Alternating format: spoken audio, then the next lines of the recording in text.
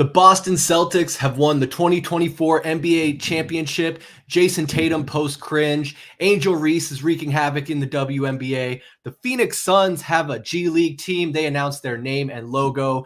Rich Paul says that LeBron James will not sign for the veterans minimum. And we're going to give out our personal podium rankings, bronze, silver, and gold for our favorite Summer Olympic Games. This is your Valley Sports Plug Roundtable. My name is Chris Patrick. It is Wednesday, June 19th, 2024. And man, I think it has been several months since we've gotten together, invited the fellas on, and done a roundtable. And we're going to bring them on here shortly. But I got to introduce my co-hosts. We got Mr. Michael Benjamin and VSP Tallman with us this evening. What's going on, guys? Chris, Tallman, how we feeling? I'm a little sad, man. The NBA season is officially over. It's the off season, but I was telling some people the other day, I am chomping at the bit for the Arizona Cardinals to get started. So we are very close to training camp. I'm super pumped. But Tallman, how you doing, man? What's up, fellas? Mike, I'm sorry. I feel the complete opposite about the NBA. I'm glad it's over because that was an absolute snooze fest of a postseason for the NBA. I mean, it was blowout after blowout. But hey, happy to be here with you guys, ready for the roundtable. Yeah, it was a bit of a lackluster NBA playoffs and finals, honestly. Mike and I did we were doing Pass the Outlet just the other week, and we predicted 6-7 games this series, thought it would be close, thought it would be chippy. And honestly, it was pretty much just the opposite. There was one game in there that Dallas was able to take, but 4-1, the Celtics got the win. But guys, we're going to get into all of that. And we're going to bring on our guests this evening. We got a packed house for our first roundtable since, what was it, Mike, February?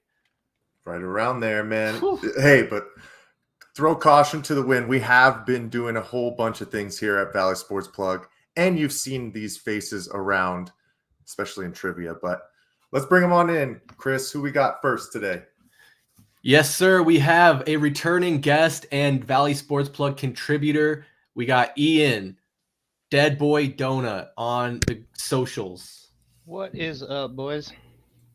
Now, Ian, is that mostly Instagram that you're on these days? Yeah, I'd say 90% Instagram. That's it, actually. I'm just on Instagram. I'm not on anything else. I was going to say, I know Ian retired from Twitter probably a year and a half ago or something like that. We miss you on there, man, every once in a while, at least. I was on there for maybe 3 weeks before I shut it down. It's an interesting place. It's definitely a brain-numbing part of the internet. I don't think it's worse than Facebook, though. But anyway, we got two more guests. Let's bring them on now. We have our second Valley Sports Plug contributor. Him and I will be launching a brand new podcast in the next month. More to come on that, but let's bring him on now. We have Niko. What is up, boys? Good to see y'all. Feel like it's been a minute. I am kind of with Mike. I am ready for some football. A little bummed that basketball is over, but damn, I'm ready for football. 6.5 wins, give me the over. Hell yeah. It's like that lull period where it's just basically baseball, and it's mid-season baseball. Like, we're coming up on the All-Star break. But luckily, we do have the Olympics sprinkled in this year, coming up at the end of July. I know Tallman hates it, hates the Olympics, doesn't want to watch it. But, man, think of it this way. I'm pretty sure you're going to be able to bet on the Olympics, Tallman. So maybe, just maybe, you'll be bought in a little bit more. All right, bet on the Olympics. Okay. He's ready. He's going to go with Finland's water polo team to take it all. I'm going to bet on the artistic swimming. I'm wondering how they do the odds for breaking. Like, Korea's definitely going to have one of the top break teams. Oh, yeah. Real talk, Uganda's my team for ping pong. Hey, hold on, Chris. Last thing on football. We also got NCAA college football coming back on freaking everything. Xbox, PlayStation. Actually, I don't know if it's on PC, but I think that's next month too. So, I'm so pumped, man. Well, and I know our next guest here is also probably pretty pumped. I wouldn't be surprised if he doesn't already have it pre-ordered and pre-downloaded, and that is Mr. T Jr. Don't be surprised, because that is true. I'm also a little disappointed. Everyone's saying basketball over. We got WNBA, boys. Ooh, we get to watch some. I don't know. It's the first time in, I think, recorded history that people are actually watching it. So good for them. I'm excited to talk about that, but really excited to talk about the Cardinals if we get that in. Snooze fest of the playoffs for the NBA, probably the first finals that I did not watch at all. Just yeah. Period. Period. Yeah. You didn't miss much. Yeah. Well, I mean, I think I watched. Take that back. I lied. I watched I'll say like the first game, and then after that was kind of just doing like the extended quick clips of it. So, but yeah, no, excited to figure out what we got going on with WNBA and Kate and Clark changing the world. Man, getting beat up, verbally assaulted, plenty to get into. And that's the beautiful thing about these Valley Sports Plug Roundtables is we have a bit of an agenda, some talking points we're going to go over, but really it's whatever we want to make it. Anyone can jump in at any time. I'll go around and ask you guys questions to keep the conversation pushing, but we're just here to chill out, talk some sports, some Valley sports. Today we're going to talk some Olympics if we get to it. But guys, real quick before we get into that, any newcomers that might be tuning in live or watching back on the replay, like Mike said at the top, this isn't all we do. We do bi-weekly recaps of the Phoenix Suns, the Arizona Diamondbacks, and weekly recaps of the Arizona Cardinals. We also do a monthly in-person podcast recording out here at the Valley Sports Plug Studios with me, Mr. Benjamin, and VSP Tallman. That's the Heat Check podcast. We do the Heat Check podcast live. When we can't get into the studio, we still get on a live stream like this. And we also have Pass the Outlet, which is a basketball exclusive podcast. Michael Benjamin and I sit down and catch you up to date on everything going on in the basketball world. And you can find that all right here on YouTube, Valley Sports Plug. Just type it in Google and you can find us everywhere at AZ_VSP on Instagram, X.com, TikTok, and pretty much everywhere else but Facebook and YouTube. But anyway, fellas, let's go ahead, get right into this. Like I said, plenty to talk about. The Celtics, the Boston Celtics, have won their franchise 18th championship.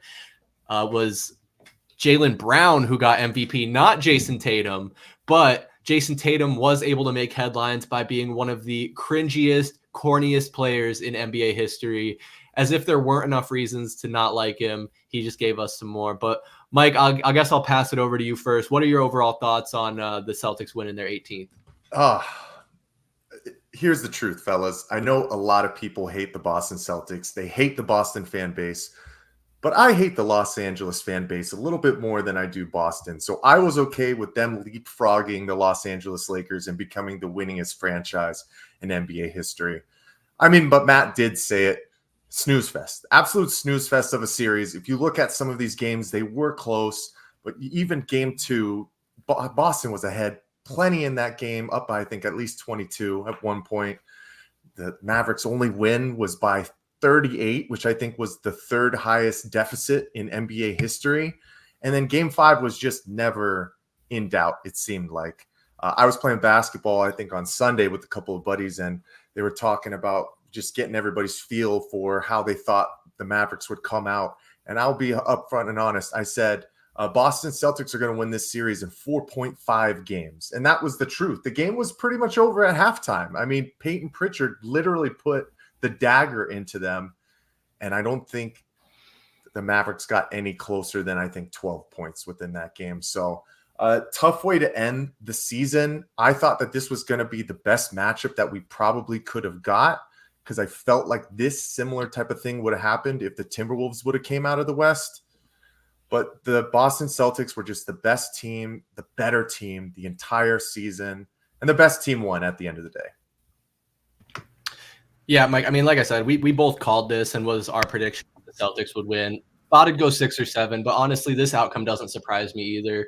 Really, the only close game there was game 2, and it was honestly lost by the Mavericks because of Luka Doncic. You saw a lot of criticism, especially Brian Windhorst and other pundits, saying that he just didn't have the hustle. His complaining really cost him the game. And when you lose by 6, 7 points, I mean, every possession counts at that point, and Luka Doncic really, I think, owns a lot of the blame here. But honestly, I did notice it was funny, Mike, again, not to keep mentioning Pass the Outlet, but we mentioned how well that the role players for Dallas had been playing up until that point in the finals, when it seemed like the lights were just too bright for them and they kind of disappeared. They were deferring to their 2 stars a lot. And I think that was really a big part of their downfall.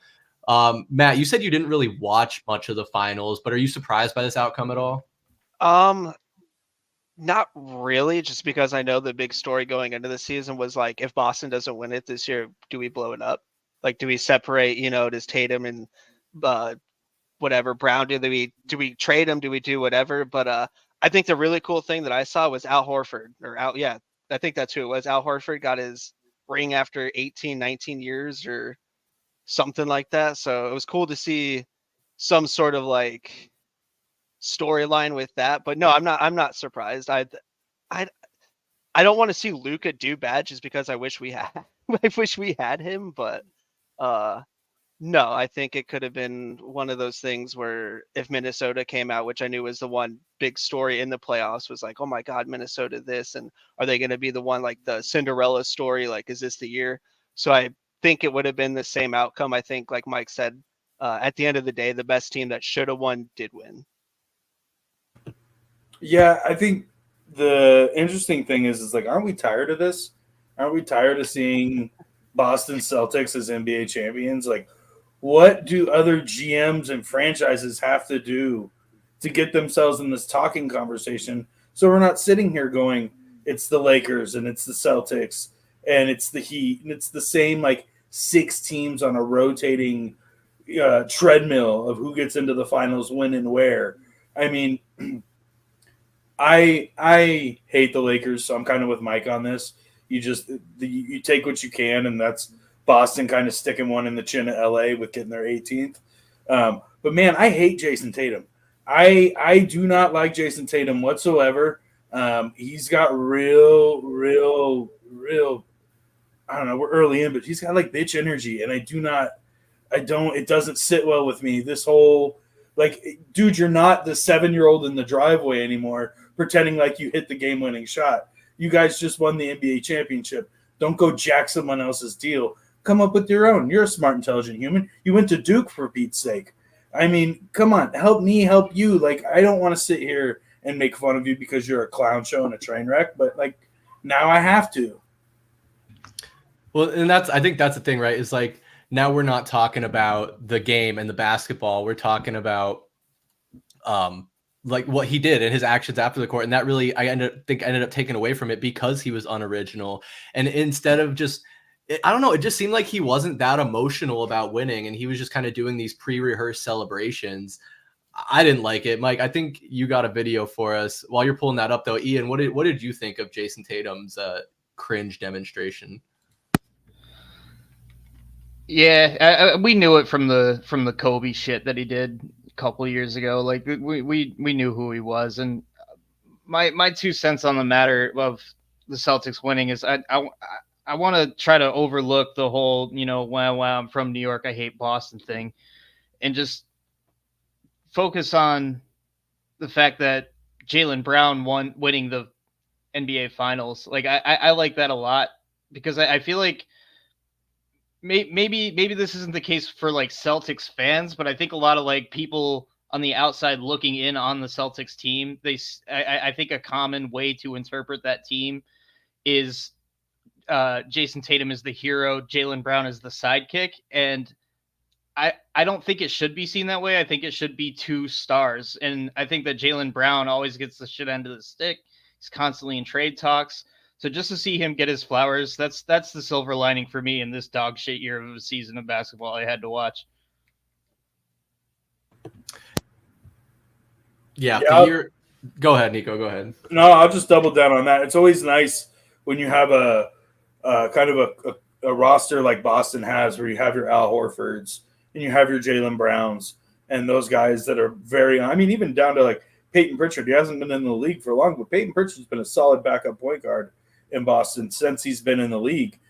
So to see those guys that are kind of workhorses and like Jaylen, as far as I'm concerned, is the star.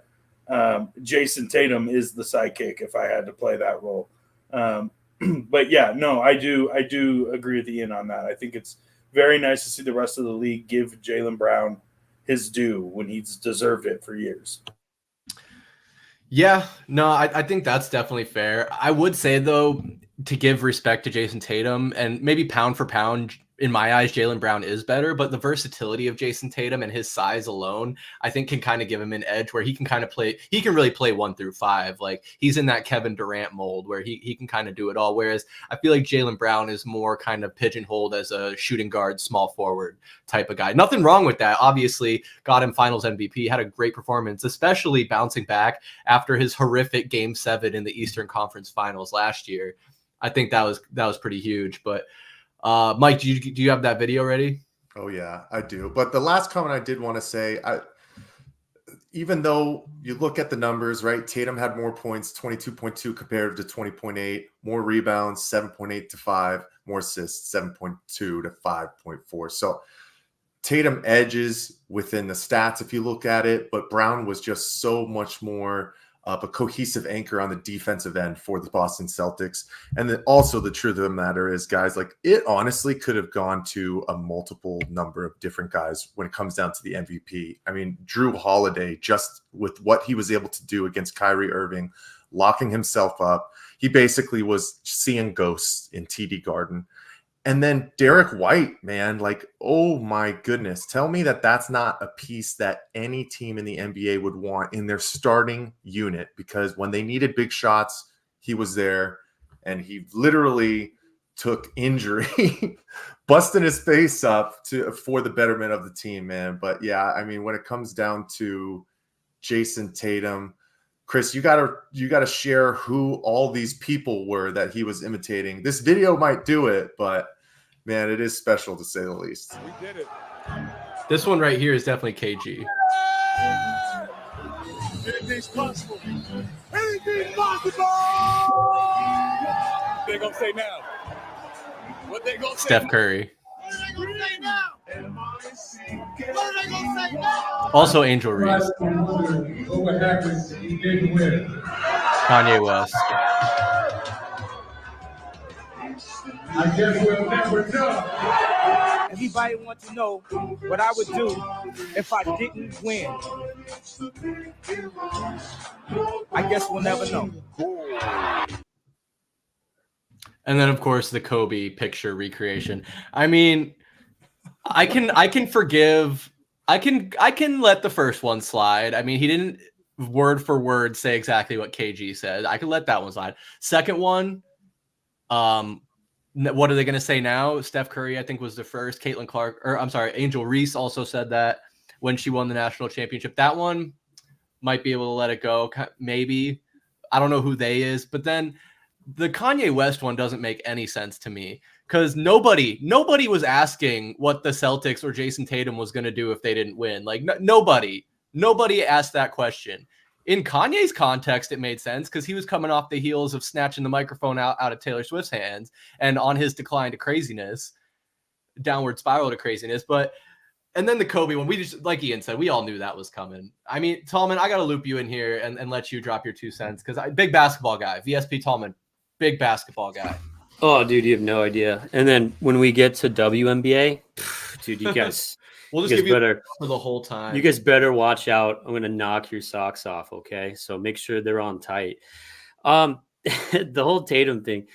Welcome to 2024. I know we were talking about it before we hopped in here, but no one's got original ideas anymore. Give the kid some slack. He just won the NBA Finals, But I'm with you. He's not my favorite player, but they won. The Celtics were the best team. And also, if you're a Suns fan, this is the outcome we wanted. Once the finals matchup was made up, you don't want to see Luka go and win his first finals before Devin Booker, right? So it was good. I'm glad they got their ass whooped. But it was boring. And I started off the stream like super negative. I apologize about that. But it's mostly because I didn't win any of my finals bets. So it was getting super fucking frustrating.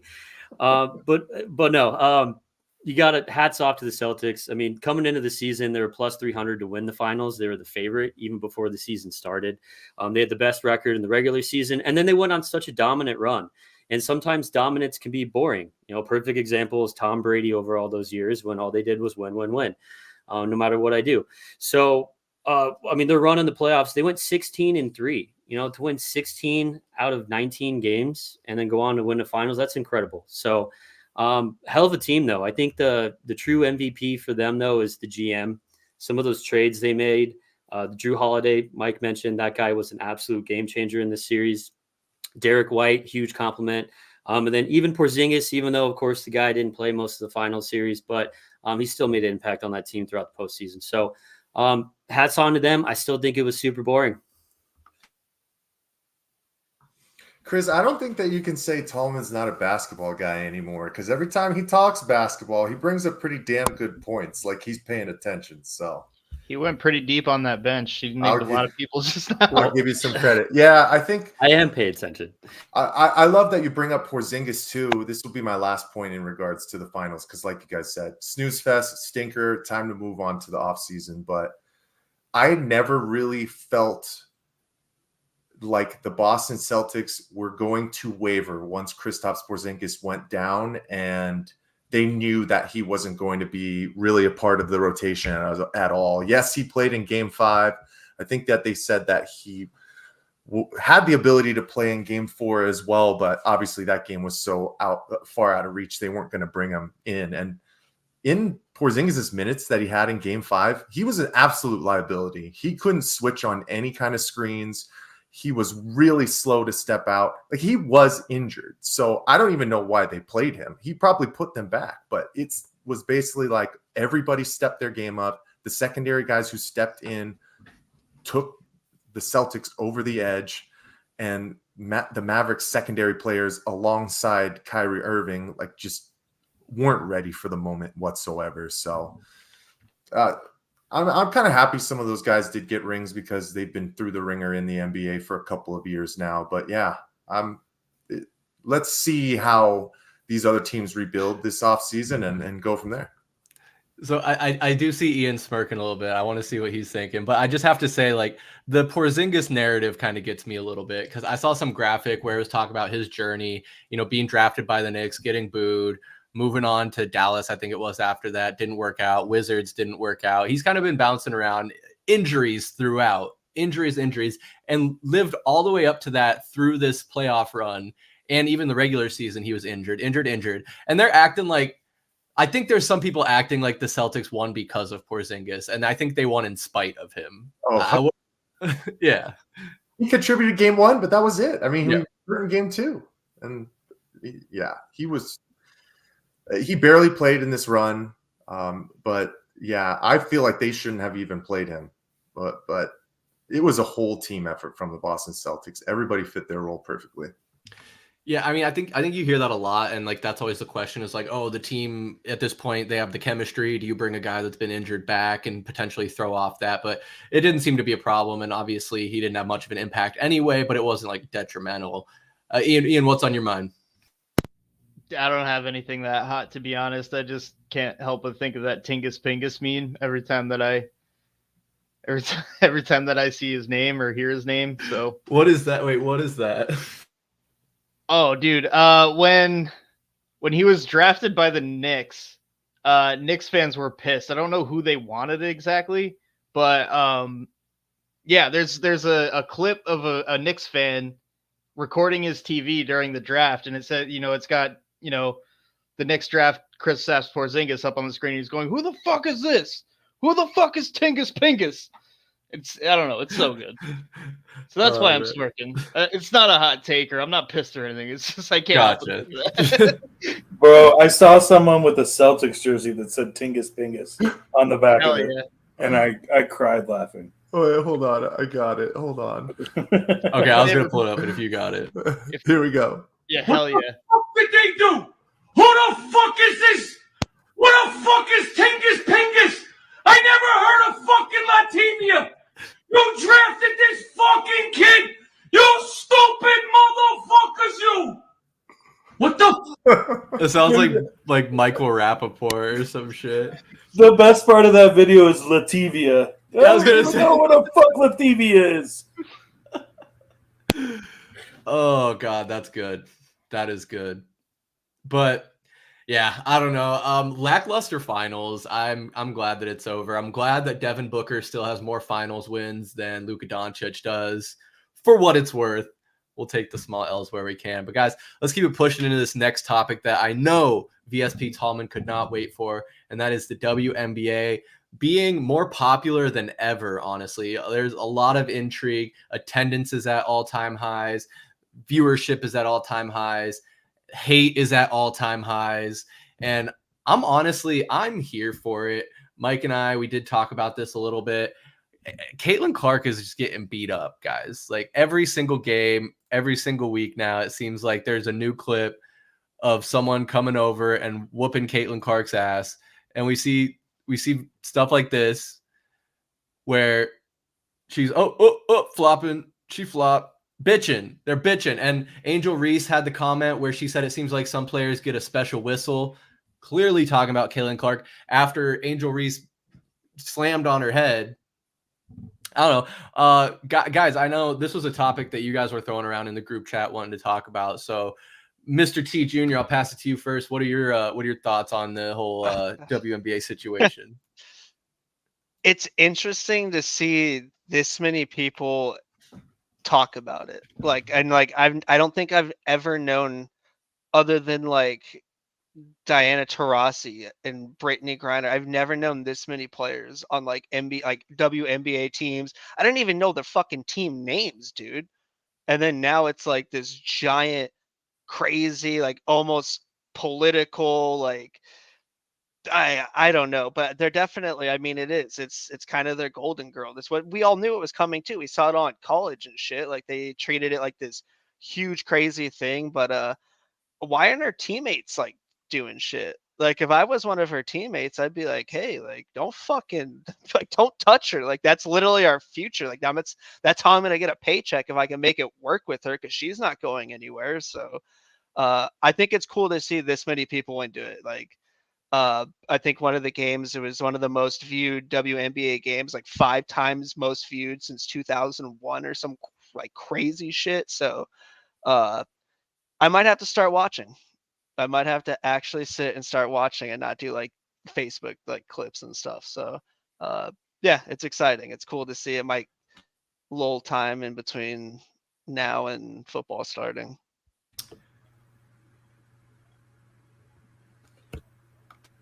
Yeah, I will say it's sorry, I thought Niko was gonna say something there.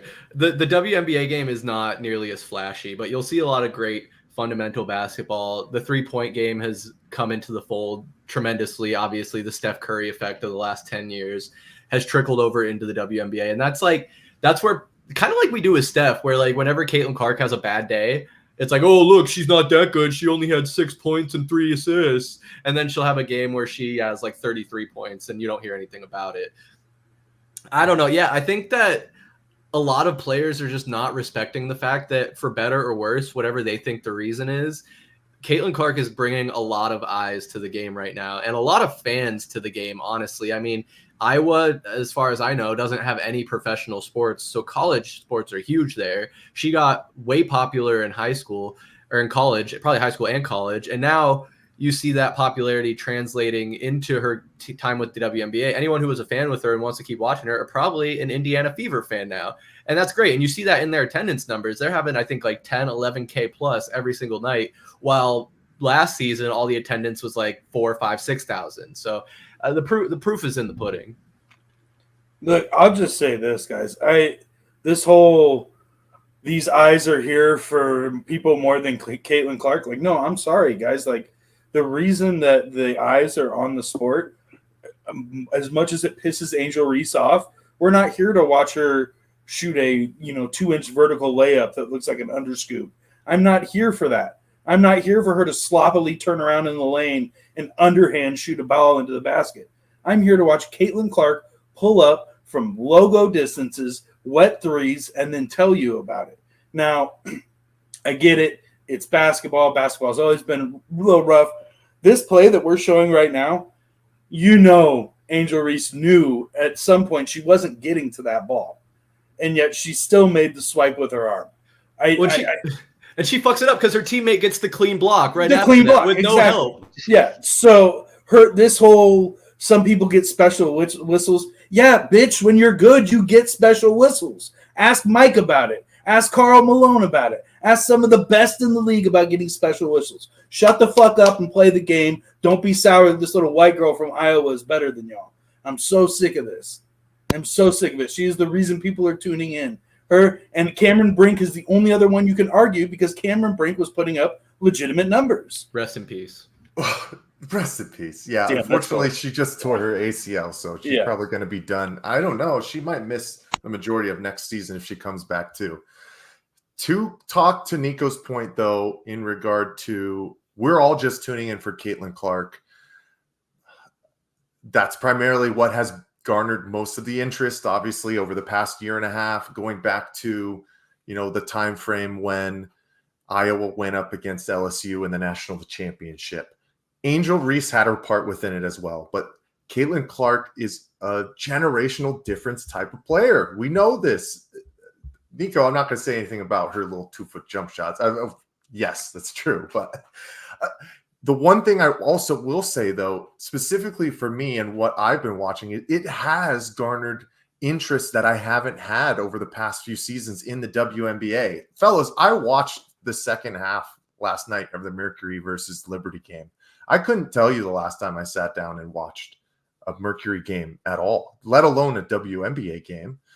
The Mercury ended up winning it in the fourth quarter. It was the first time that they've won, I think, in 5 different tries against the Liberty, who is like a powerhouse in the WNBA because they have some of the best names like Brianna Stewart and Sabrina Ionescu. So there's something to say that Caitlin Clark has really pushed forward the WNBA just from her own notoriety, and it's getting people more involved with teams that might be listed as their own, right? Because at the end of the day, I don't give a shit what happens with the Indiana Fever. I don't care that if they win or lose. I hope she performs. I hope that she's good. But I also have a team in my backyard that if I'm there, I'm going to root for them. But it's also crazy too. Like you guys are saying, we need to get some courtside seats. Lower level tickets for when the Indiana Fever come to town, minimum $200 right now. Minimum $200, and that's row 27. So you're talking upper bowl. So there is a shift in the culture of women's basketball right now that has been spearheaded by Caitlin Clark. I don't think it comes down to, yes, Niko, sometimes you do get a special whistle, but when you get fucking locked in the head like that, you don't need a special whistle to take a look at that and see that that's a full cock back. Not really even going for the ball. It's too far outstretched. And I'll touch on Matt's point too. Like, when are some of these other girls, like her teammates, going to step up to the plate? Those are the things that we worry about if she keeps getting hit. Because if we get to a point where now all these people are saying, where are her teammates? Where are her teammates?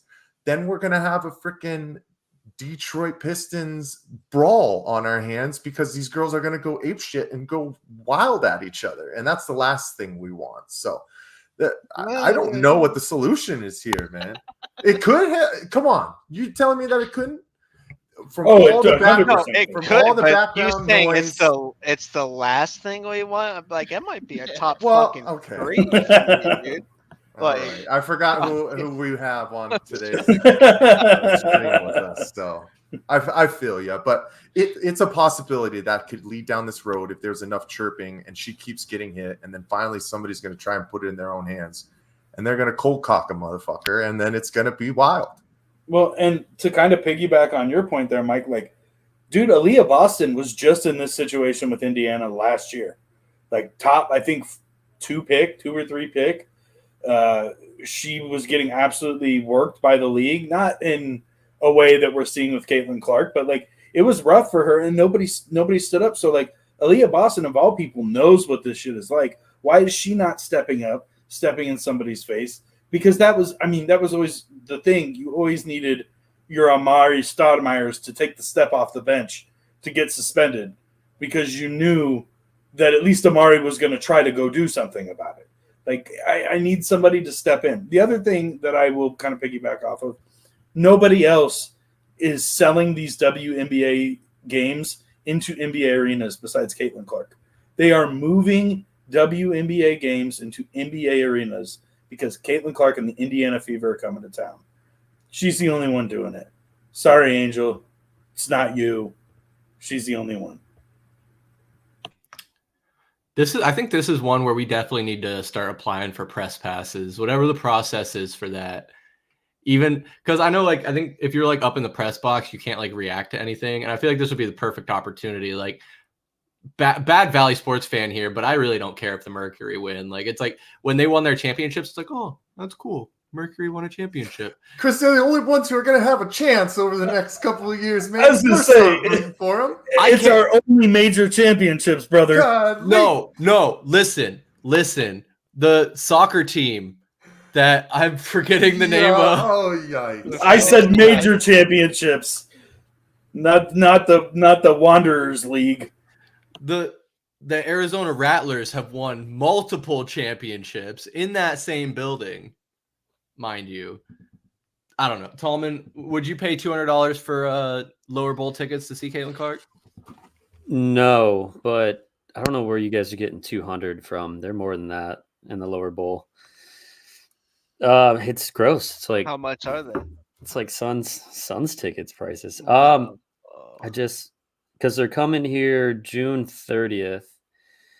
Let's see. Sorry, bear with me here. All the way row 28, they're $298. Section 112, row 28, $298 for one ticket. I don't know. I mean, it's weird how one player can cause so much disruption and just totally change. Like, people are talking about it. Like, before, like, this is like, we had a topic on Valley Sports Plug to talk about women's basketball, and I can't remember the last time when we had a hockey team that we ever talked about Coyotes. Like, like, holy crap. It's been such a big story, but again, like, I'm not gonna lie to you guys, I have no interest in it, and it's not me saying I don't think women's sports are great. I mean, the WNBA is it's the best women's professional league in the world, right? I mean, name anything else that compares with it. So I'm happy to see what's going on, but at the other time, it's like, why didn't this happen before? Who's to blame? It takes Caitlin Clark. I mean, even before she even stepped foot on a WNBA court, she was all the Raz, right? So she got all the teams, the charter planes. She's helping all these players get all the extra attention, which is going to lead to more salary for these players. Or, I mean, she's selling out arenas. Why didn't this happen before? How do you even watch a Phoenix Mercury's game? I'm on YouTube TV before here, and the Indiana Fever game was on NBA TV. No, Matt Ishbia. He's giving it to the people, man. The same way that the Suns stream their games is the exact same way that the Mercury. Okay, has. so that's local. So now there's more opportunities, right? Yeah. So I could sit here in Phoenix and watch an Indiana Fever game. Like, I've never seen that before. So, dude, I don't even think we watched Indianapolis Colts game with Peyton Manning. They didn't even show us those fucking games. Yeah, but I mean, all the hate she's getting, like, these people are jealous, man. Like, before she even played a single minute, she already got all the sponsorship deals. She's coming in making more money than anybody in the league. So, everyone's all upset. Like, how come her? Why not me? I'm more experienced. I'm better. So she's got a target on her back. So of course she's gonna get, beat up out there. But I don't know. She's obviously a very special player into this. So it's hard. It's really weird. It's a weird situation. I don't quite understand it. Look at the difference in the prices, though, between what we've seen from the Fever and the Sun. You could sit scores table for $167. That's like $1,000 ticket for the Fever. Yeah, exactly. The contrast is crazy. Like, there's not even any upper level seats being sold for this game. The cheapest ticket is still $18, but you're in the lower bowl, damn near Mike's season ticket location, just a section over, it looks like. Or is Mike on the other side? Either way, pretty close perspective. And the night before, you're having courtside tickets for $1,000+. The cheapest you can get in that building is for $80 to sit in the upper level. I mean, I think that just says it all right there, right? No, it does. I mean, it's funny. They were announcing yesterday that they had it was a sellout of 9,400 something people, because they don't even sell upper level tickets for normal games, and they can't not open it up for when Caitlin Clark comes to town. I love everything about what's happening in the WNBA and where women's basketball is right now. I know the biggest kind of lead point that we talked about was what happened with Angel Reese and the knockdown. Angel Reese took a nice shot earlier this season too. So it's not just Caitlin Clark that's getting pushed around. There's this bit of an initiation for some of these higher level stars that have helped propel the women's game to where it is right now. And unfortunately, like we said, it's not really an initiation that by fuel to the fire or anything like that. But unfortunately, Cameron Brink is down now with a torn ACL. But any more eyes on the game of basketball, fellas, I am always 100% behind. I just hope that none of this leads to any further injuries to the stars that are propelling this league forward. Or, sorry, Matt, I don't want to see Malice in the Palace 2.0, but I can understand why people might want to see that too. As a sports fan, I don't want to. I think anything like that would definitely, I think it would damage all the work that has been done and all the growth that, in the last year alone, this game has literally jumped 10, 15 years. It's grown more than like the UFC did when the UFC first started. Like now it's got this, like, it to me feels like that, like when the UFC was in like 2010, 2011, where it's like you got a couple of these stars that kind of hit like the mainstream. They started to get like ESPN talking about them and stuff, where it was like more talked about than the NHL in some aspects. Like Cody even said, or VSP Tallman, I know that's what you guys all call him. Like he even said, how many times you guys never talked about the Coyotes. Like they couldn't sell. I mean, they could sell out the stadium, but it wasn't to fucking Coyote fans. Like that wasn't when they were at the ASU place. Like there wasn't a Coyotes fan in there. Like I think anything that did happen or does happen, if it continues to get to that point, like Mike was saying, and somebody does, have some sort of negative repercussions and hits, or if there's a fight or something, I just think it makes it all for the wrong reasons, where it needs to be more about like the growth of the game with women and young girls and that type of stuff. No, and honestly, I mean, that's a great point. Like just the eyes it's getting on in general, the intrigue. Like I said, I don't give a shit about the Mercury, but as the league continues to grow and there's exciting players and better competition, maybe my interest will peak. But it was like, that's a good reason why we didn't talk about the Coyotes, is just because what we're doing here is I want to be able to talk competently about sports and happenings that I know. And there's not enough time for me to have kept up with the Coyotes as well. I didn't have the interest. And the last thing I want to do is come on here and bullshit my way through a podcast talking about something I'm not very, inclined with. Now, down in the future, as we kind of grow this brand a little bit, I'd be more than happy to have a pair of guys do a hockey podcast if the Coyotes are able to get their self back into a situation where they're, relevant and existing first and then relevant later. You gotta have that first. But fuck the Coyotes. Good riddance. I'm sorry. Let's go, Tallman. Yeah, no, 5 years down the road if it happens at all. There's we'll a reason when we get there. There's a reason we didn't talk about them. They didn't belong here anyway. Yeah, I lied. The team that's in Utah is not actually the Coyotes, but they're not called that. They're called the Utah hockey team, right? Well, so let me ask you this though. So I think when they went to Mullet Arena and they left Glendale, we were like, ooh, step in the right direction. They want to come back to the East Valley. I know we started talking about it a little bit more. And that's funny because the only times we ever did talk about the Coyotes was when they were doing something big, like looking for an arena, playing at Mullet Arena, and ceasing to exist. But all of that to say, okay, so I guess in an alternate world where either they do come back and they build an arena in the East Valley, or say they never left and they were able to move to the East Valley, do you think that would have increased your intrigue in the Coyotes, Tallman, or would you still not give a shit? Yeah, for sure. I mean, the only time so I'm East Valley, right? Only time I'm driving to Glendale is if I'm going to see the Birds play. If it was like in our backyard, of course, and then even Mullet Arena, like, oh yeah, that's great. Tempe's not that far. But it's like Caitlin Clark prices to even get inside there. I'm not paying $150 to go watch a professional hockey team play in a college arena. That's crazy, But I mean, going to a hockey game is quite the experience. It's a lot more fun to go in person than watch on TV. That's my opinion. I looked at season tickets for the Coyotes, and they wanted $8,000 for standing room only season tickets, with the caveat that you bought a $350 ticket per ticket on your account. So another $800 on top of that to go watch the Blackhawks play. Yikes. Yeah, crazy. Wasn't worth it. Last year of existence. Very glad I did not do that.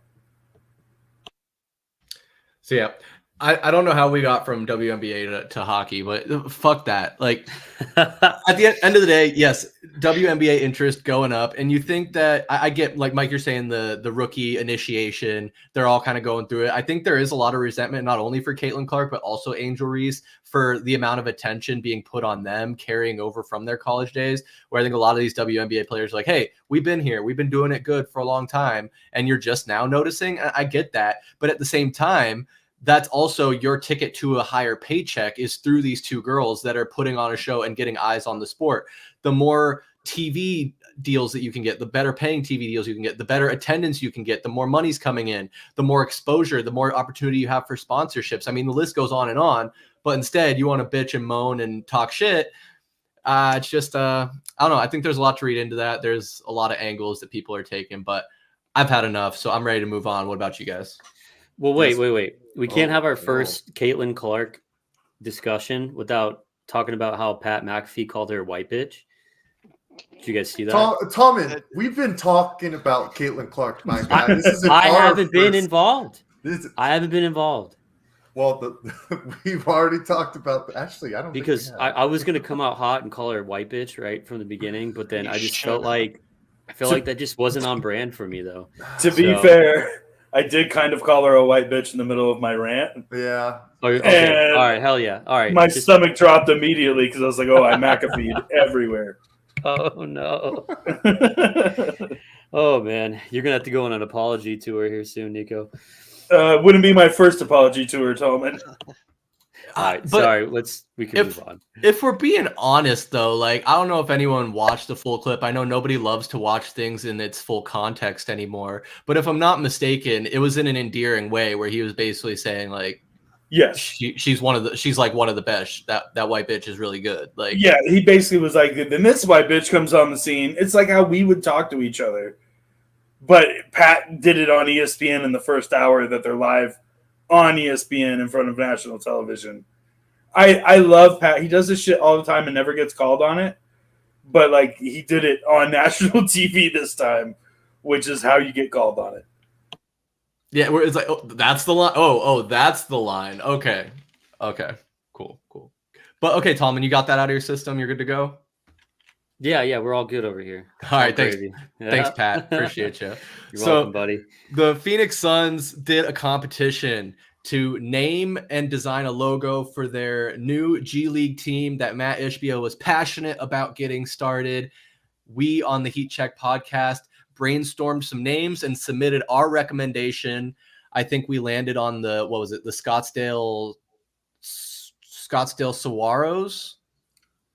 Not even close. Just move on forward, Chris. Saturns,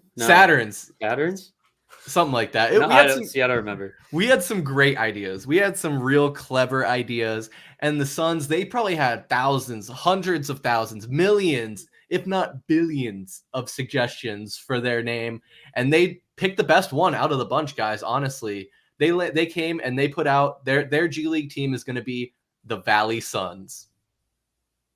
Yeah, very, very original. I'm so excited. That's not going to confuse anybody. Well, why did we have a competition if you're just going to name it the fucking Suns?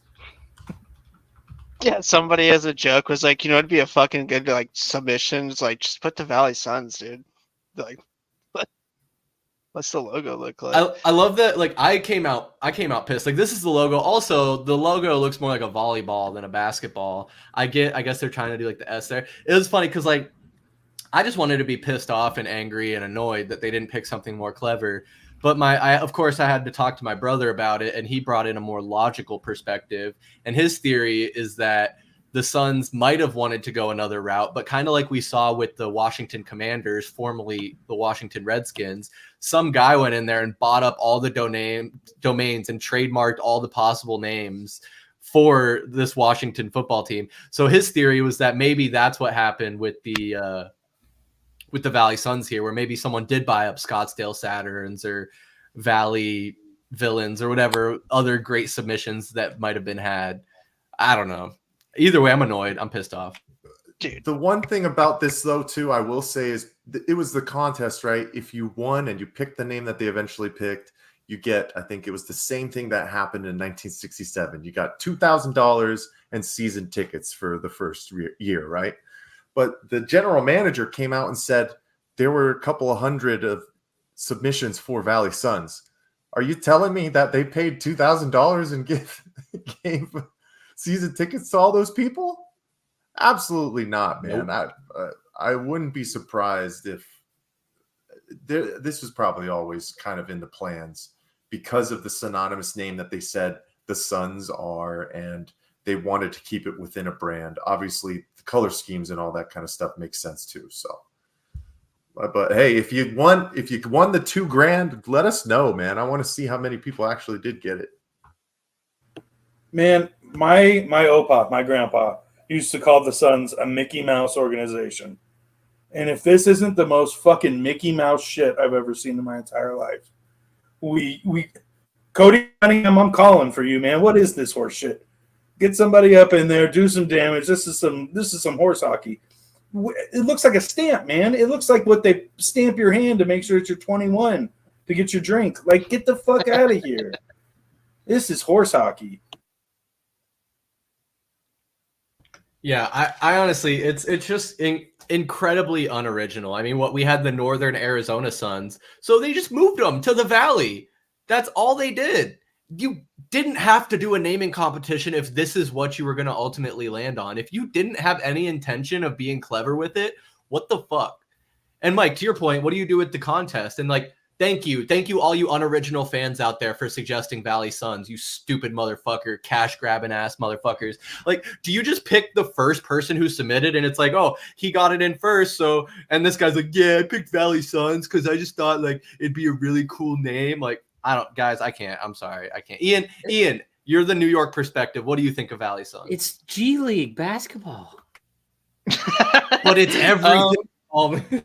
I definitely like. I don't like it just because the Suns wear the Valley on their. So I like what happened there was someone watching a Suns game and they're like Valley Suns. Valley Suns. That's the name. That's the G League name.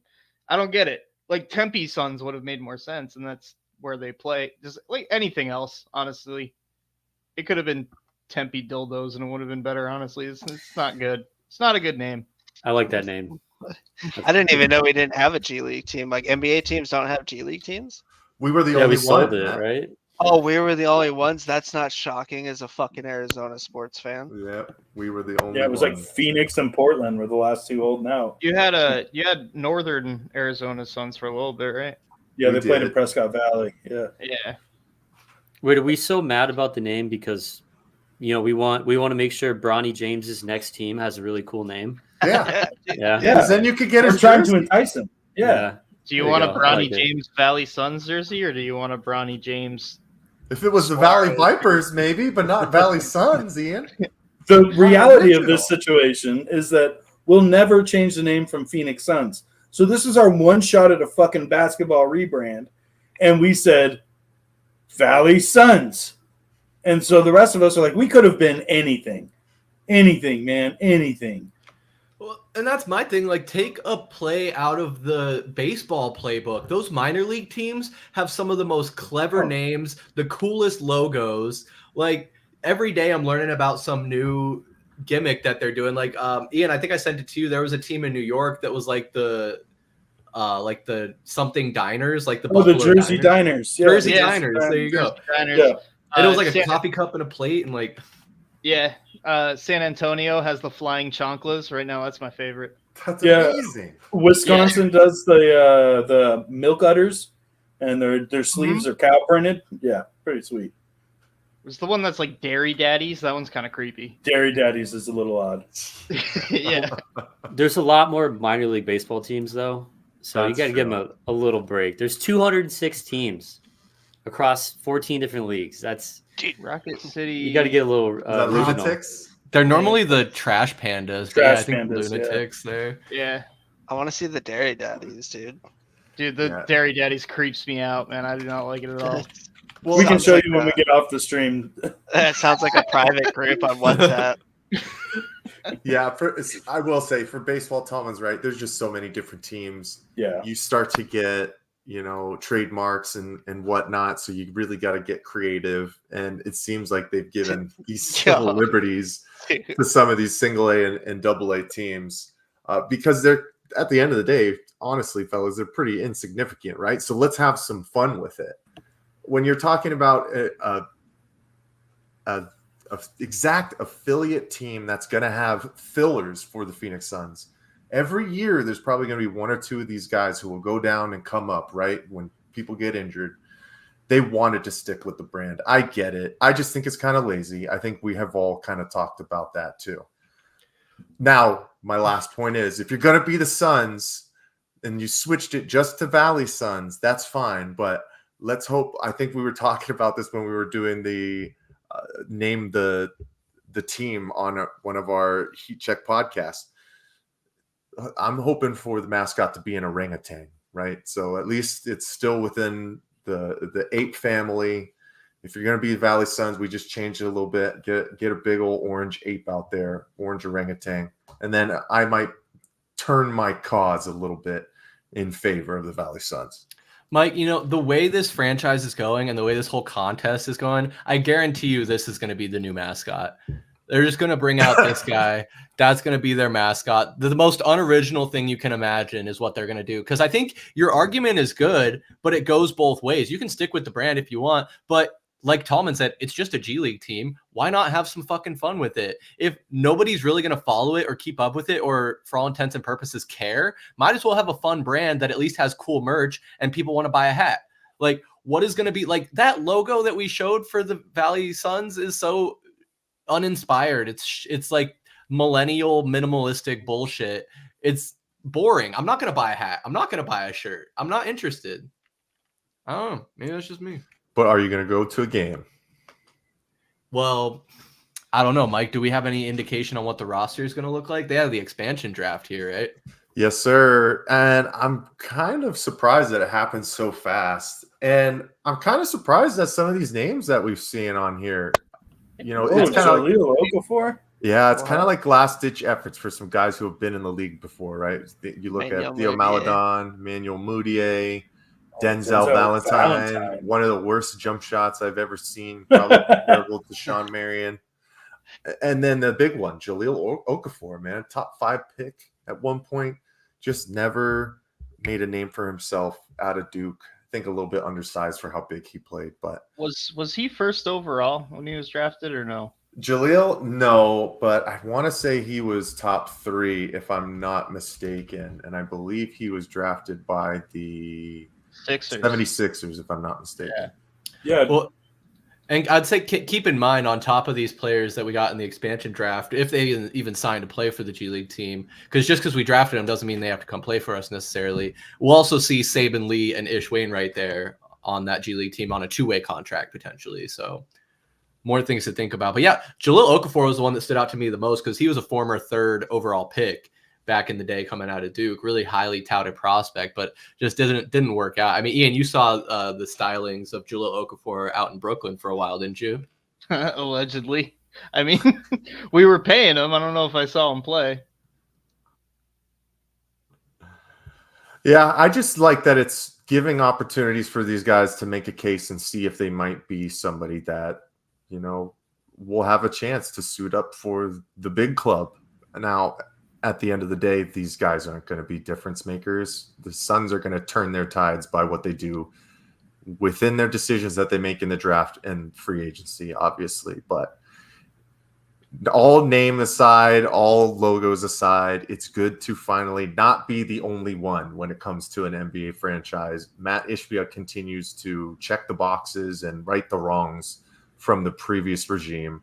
So mostly positives if I look at it from my end, fellas. Suppose we'll take the good with the bad. But yeah, I just wanted to touch on that real quick. Obviously vent my frustrations as they are plenty.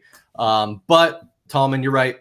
Not really going to follow them regardless of what they were called. So I guess it's a moot point. But last bit of Suns news and information I wanted to talk about. I think we all got the notification today that through his agent, LeBron James has said that he will not sign on a vet's minimum. And this is also at the same time as we're getting word that the Suns are having a second workout with Bronny James. So the speculation is aplenty. If not the vet's minimum, maybe like $10 over the vet's minimum. I don't think he ruled that out. But I guess Mr. T Jr., let's start from the bottom, work our way up as we share our thoughts here. Do you think that this means anything, or is this just kind of Rich Paul doing Rich Paul things? I want to see LeBron James as a Sun, dude. That'd be really cool. Yeah, I think it's just it could be kind of like the boy who cries wolf type thing where he just puts those false flags up. But how much is the veterans minimum? Like, what is it? It's got to be a decent amount. It can't be like chump change. Oh yeah, It's like three or 4 million. Is it? Yeah, that's what it said on there. It's gone up a little bit. But then again, as like somebody who's probably professional, like Rich Paul is, if he was to come out and say LeBron James is going to sign for that, or he's going to say anything indicating where he's going to sign for what amount, I think it really jeopardizes all the NBA teams like drafts. There could be things where people like say it's like, oh, what is it? You like mess with them before you're allowed to. You can't talk to them, that type of stuff. So it could be one of those things where just out of respect and as a professional, you don't say anything or you don't really put your hand completely on the table. You know, I think everybody kind of has the feeling that LeBron's going to try to go wherever his kid goes.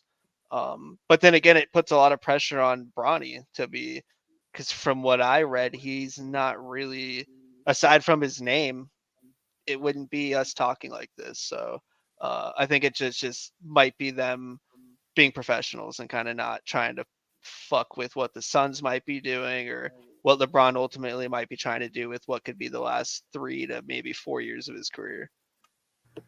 Yeah, I mean, what's Rich Paul supposed to do in this situation, right?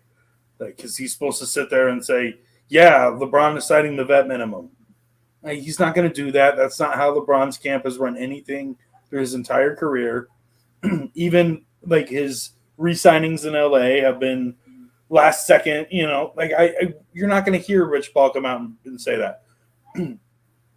For me, I've always, since the talks of Kobe coming to Phoenix, I have always wanted that prime star player. And I understand we have Kevin Durant, and I know we have Devin Booker, but there's something to be said about the greatest player of all time wearing your team's jersey. I want LeBron here by any means necessary. But I guess with that caveat being that we don't get rid of Durant or Booker in the process to make room. I think there's every chance in the world he signs an event minimum. This is the home of Olympic basketball. Where is LeBron going to be spending his summer? We're probably training at the home of Olympic basketball. Phoenix is a great place for people to live. But the biggest thing is, I think Bronny does not want to follow in his dad's shadow. However, Bronny's dad wants to follow Bronny for 1 year. So I think LeBron gets what LeBron wants at the end of the day. But no, I mean, if I look at it realistically and take my Suns fan glasses off, I think LeBron is not a Phoenix Sun, but I would really like for that to be the case. Yeah, I do think it would be funny, but when it comes down to what the play would look like on the floor, I just don't know how well LeBron would fit into what we already have. And there would be a lot of mouths to feed, right? Because on top of Kevin Durant and Devin Booker already going to be demanding most of the workload, you also have Brad Beal that's going to want to get points and all these other guys, whoever else we bring in. So if you have LeBron there, not to mention, if you do have LeBron and Bronny, how is LeBron going to balance playing for a championship while also helping develop his son and increase his stock in the league? Because like you mentioned, if they only play 1, maybe 2 seasons together, I mean, LeBron's already going to be 40 years old. How is Bronny going to be able to navigate his career going forward? I do agree, though, when you talk about the tampering rules and all that, I don't think he had to say anything, but I think it's interesting that Rich Paul came out and said he's not definitively not signing on a vet's minimum contract, which I think in a way gives the Suns a lot of leverage as far as how they approach the draft, because they do have a pick before the Lakers do. So can they maybe pull off some swap or something with the Lakers to juice them out of some money, picks, whatever you have it? Just things to consider. Tallman, the VSP Tallman, what do you think of these rumors? This is ridiculous, man. Why are we even talking about this?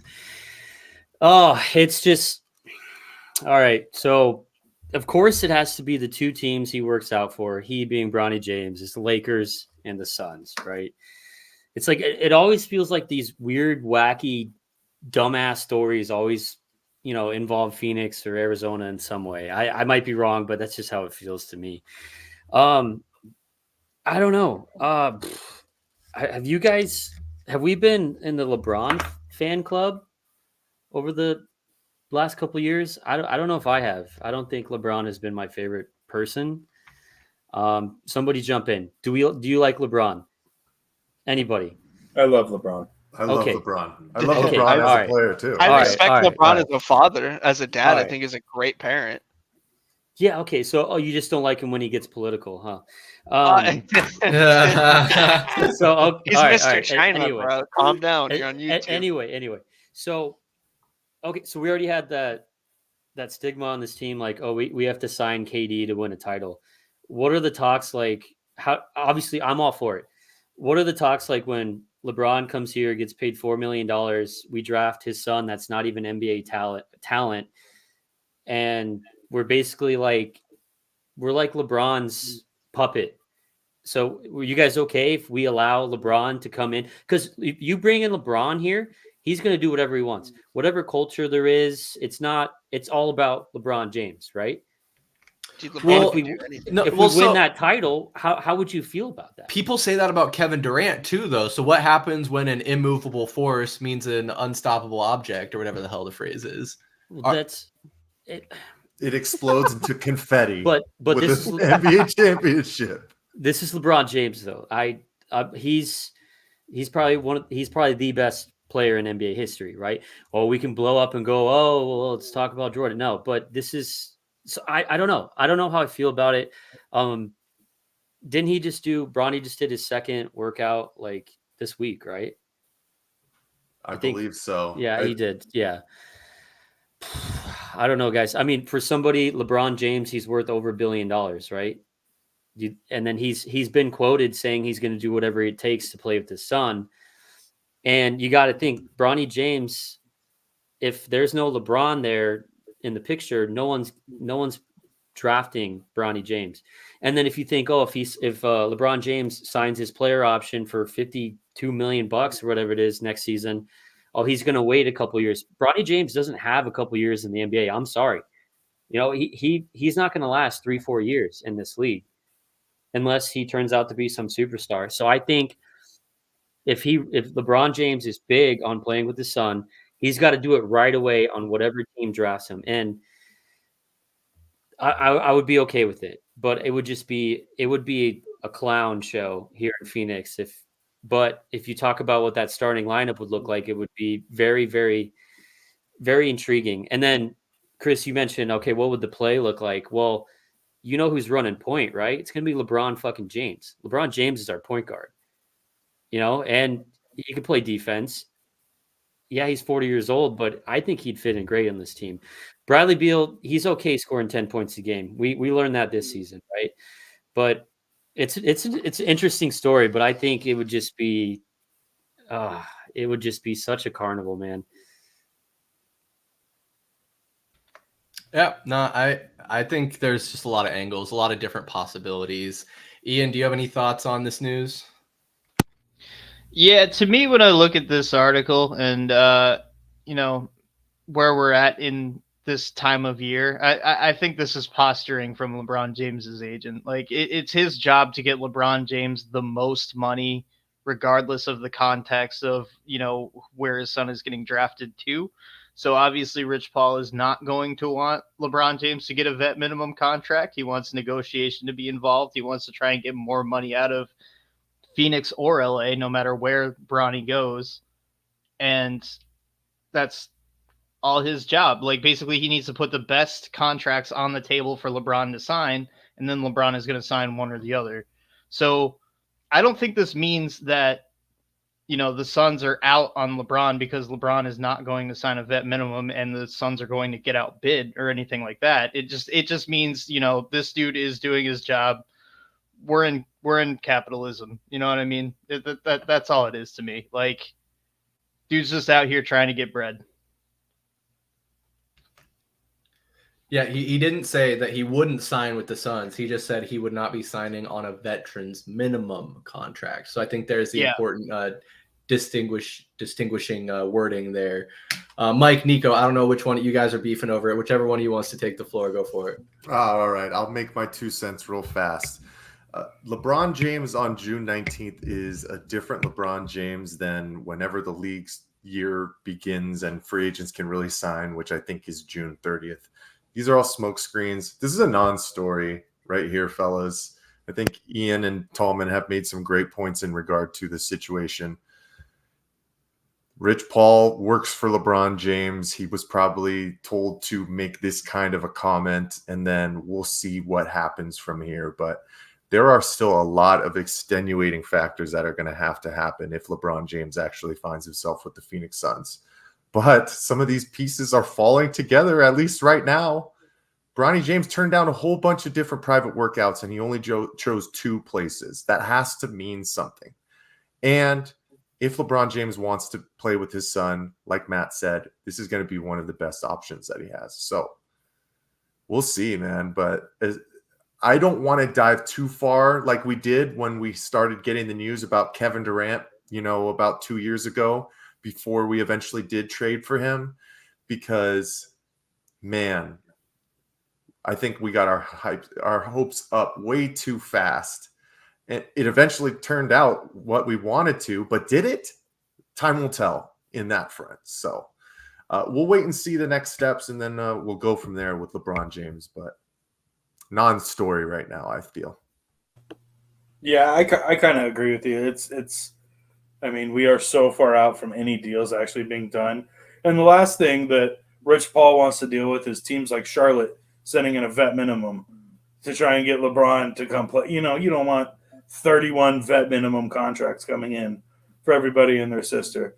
My biggest thing is VSP Tallman mentioned, like the culture and everything. I know that LeBron, in the media at least, has been accused of there has been bad culture around some of his teams, but everywhere LeBron has went, he's won a ring. Everywhere he's went. Cleveland, he won a ring. Miami, he won a ring. LA, he won a ring. I don't care, whatever it takes to get somebody that's won a ring on that many levels. Get him in the building, man, because we don't know what it takes to win a ring. We don't know what it takes to win a playoff game. LA, he won a ring with Mickey Mouse ring. Yeah, it is a Mickey Mouse ring, yes. You're right, though, Niko. We don't know what it's like to win a playoff game. LeBron doesn't know what it's like to be undefeated in the bubble and still not make the playoffs. I don't know. Great points, guys. That's really great points. So I think this is a lot of nothing, and I'm sure it's something, unfortunately, that we'll continue to talk about up to and through the draft and the summer free agency nonsense. But guys, one last topic, one last thing I wanted to get to. We've got the Summer Olympic Games coming up in Paris starting July 26th through July 11th. There will be 32 events this summer, 32 sports played this summer. I think there's like over 100 events. Track and field has like 40 something. Swimming has a whole bunch. There's a lot to love. But I just wanted us to all go around and pick our top 3. So that'll be your bronze, your silver, and your gold events. What are your favorites? And I'm going sport here. So if you pick athletics, then you get the 100-meter dash, the 200-meter dash, pole vault, relay, the whole 9-yard. If you go ping pong, you just get ping pong. Whatever it is, I trust you guys did your research. We see some of the GOATs up here. We got Michael Phelps, we got Devin Booker and Kevin Durant with Grant Hill. They're going to be on the Olympic team. And who is that? Simone Biles? Simone Biles. Whose husband claimed to have never heard of her before he met her, which is absolutely stupid and unrealistic because nobody's ever heard of him still. Like right now, I don't know his name. as other than Simone Biles' husband. Yeah, very interesting. But I personally love the Olympics. I grew up, for me, it was a big family thing. When it was going on, we would huddle around the TV, watch all the events. More Winter Olympics than Summer Olympics, I'll say, for me.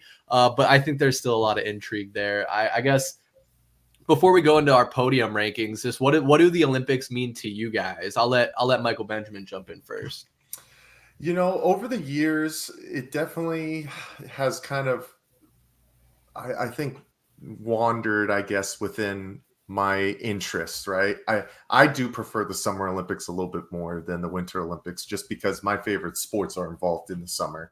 Not going to shout anything out just yet because I got a nice little list I'm going to throw out to people, but there's just something different for these athletes who are performing at the highest level against the best in the world, man. There's always something different. There's just something different when it comes to that. Now, I know that there was that track star who made some comments in regard to the NBA finals or the NBA and how it's not on that level. I'm not touching that. I think we've already touched that before. But man, I'm very, very excited for this year in Paris. Just because, especially after 2020 and everything was in flux and the summer games ended up happening in 2021, but we always knew this was what was going to happen. And I think on the basketball side of it, it's the first time, I think, ever that two Phoenix Suns players get to be on Team USA together. So that's super, super cool when I think about it. Yeah. No, I would agree, Mike. Anyone else? I guess VSP Tallman, if we're going down the list here. I know I think I already spoiled it that you don't really care about the Olympics at all. Well, I don't know, man. Why'd you invite this guy? Yeah, for real. Can I leave right now? I'm just kidding. No, so I mean the Olympics, they're fascinating, right? I mean, I like, history fascinates me, and then the history behind the Olympics is just absolutely crazy. You can go on a wild Wikipedia hole for the entire night, just reading about all the crazy stuff, the history of it, some scary stuff that's happened with the Olympics. But it's I like the Winter Olympics a little more just because the snowboarding is just incredible. But they did, I think, a couple, not recently, but about a decade ago, I think they added skateboarding, which is, right up my alley. So, yeah, I don't know. I mean, it's history. It's historic. And I just don't find myself watching it when it's on. It's like every time it's on, I go, oh, shit, the Olympics are on. And then I tune in and I'm like, oh, shit, it's the last day. So I've just, call me bad. I don't know. It's just not. When does NFL season start? There you go. That's true American right there. Hey, let me say this. Probably the way that Tallman watches March Madness games, right? He's got it on his phone. He's watching throughout the day while he's at home working. I watch the Olympics that way. I don't watch March Madness that way. This means more to me than March Madness. So, to each their own, man. To each their own. Mike, I do kind of go back to what you said about it kind of like losing its luster a little bit in the past decade or so. I think a lot of that has to do with the way we consume media, because back when we were kids, especially, like you could turn on the TV and the cable. You didn't even need cable. You could have rabbit ears and watch whether it was on NBC or CBS or whatever. There was only so many channels, so many places to get this information. So the Olympics were primetime television while they're going on, and it's the premier events too. Now, in the day of streaming, there's going to be like 5 to 10 channels showing different Olympic events. And it's almost going to turn into ESPN 8, the Ocho for a little bit here, where you're watching the table tennis. I mentioned breaking. There's breakdancing in the Olympics now. No idea what that's going to look like. No idea how we're going to bet on that, Tallman, but we'll figure it out. But I think that's like, and then on top of that, on top of it being so bifurcated and spread out over all these channels, now you have all these other forms of entertainment to compete with. The MLB season's going on. The NBA training camps are going to be starting, and I think we're going to start seeing some preseason games right there in the middle of when the Olympics are going on. And not to mention when people like Tallman here are streaming Bridgerton and what other TV shows they love to watch. Hey, go fuck yourself. I mean, Ian, The Bear season 3 is coming out pretty soon. I mean, there's just so many options. Are you still going to tune into the Olympics, though? Dude, I fucking love the bear. So good. Honestly, I'm somewhere between Mike and Tallman when it comes to the Olympics. Like the way I like the Olympics, or the way I like to watch the Olympics, is when I can't find anything else on. The Yankees are off for the day, and fucking handball's on for some reason. So I'll rip the Benjamin and watch Uganda play Romania in handball, and somehow I get invested, and it's very weird. I think the first thing I've ever seen in the Olympics that I actually went out of my way to watch was skateboarding when they added it. I think it's 8 years ago at this point, because COVID happened and time froze and everything got weird. But yeah, that's where I'm at. I do like the Olympics. I just don't go looking for it. It's something I kind of settle on, I would say. Ian, you're going to have to watch some cricket, dude. You're definitely going to have to watch some cricket.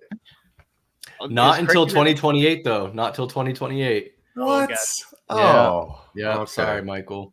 I don't know. I think it has something to do with like when there's like the world tournaments, because I think I was seeing baseball isn't in this Olympics, but it's going to be in the 2028 Olympics. Also, same with softball. And I don't know if that's because they just had the World Classic, or I didn't read too much into it. But yeah, I don't know. I also think it's a good time where, like, especially with as divided as things are right now, and I'm not going to get into that, but this is a good time where we can all get around a common thing that we all have in common, which is we do all still live in the same country together, and this is the teams and the athletes that are representing us, so we can all get behind them and hope that they can compete at the highest level against the best competition in the world. And I think that's what it is for me. On top of like the memes, like you always see the water polo players like pouring the bottle of water on their head while they're actively swimming in a pool. Always hilarious to me. But Niko, I've been jabbering enough. What do you think of the Olympics? What does it mean to you, man? I think I'm kind of with Mike on this one. Like the Olympics is very nostalgic for me. Like I remember waking up, my parents having it on, and it was one of those situations where you're like, oh, I didn't know the Olympics are on, but then you sit down and you get super invested in something like speed walking. Like it's something you should never sit down and actively view as a media transport system. But I love the Olympics period. One of my favorite movies growing up was Cool Runnings. So I do lean towards the Winter Olympics a little bit more because of the Jamaican bobsled team. However, I love the Summer Olympics. Michael Phelps was a huge deal when we were like in our like formative years. So like Michael Phelps winning every medal under the sun. The basketball teams, with Carmelo and Olympic Melo and all that kind of stuff. Like, man, I love the Olympics. It's one of my favorite times every 4 years. I cannot wait. Man, I am so happy you made the Cool Runnings shout out. John Candy, absolutely incredible in that movie. I had it on VHS. I wore it out. It wouldn't even play anymore by the time I was done with it. Finally, in my early 20s, bought it on DVD. Still to this day, one of my favorite movies. Great rewatchability. But we are going into the Summer Olympics, and it's great because on this stream, we actually do have Mark Spitz with us. I mean, Mark, what do the Summer Olympics mean to you? Mark Spitz T. Jr., Mr. T. Jr., right? You're ridiculous. Oh my God, that picture is outrageous. What the fuck? I don't know. I grew up with like there was a javelin in my backyard and a fucking shot put, and we had hurdles. My mom was really into track and stuff like that. So like to me, the Summer Olympics is a lot more entertaining just because those events kind of more correlated with the stuff that I did, I guess, or had my hands on. I didn't grow up around snow or anything like that, so I didn't fucking really know how to jump on skis or even a snowboard.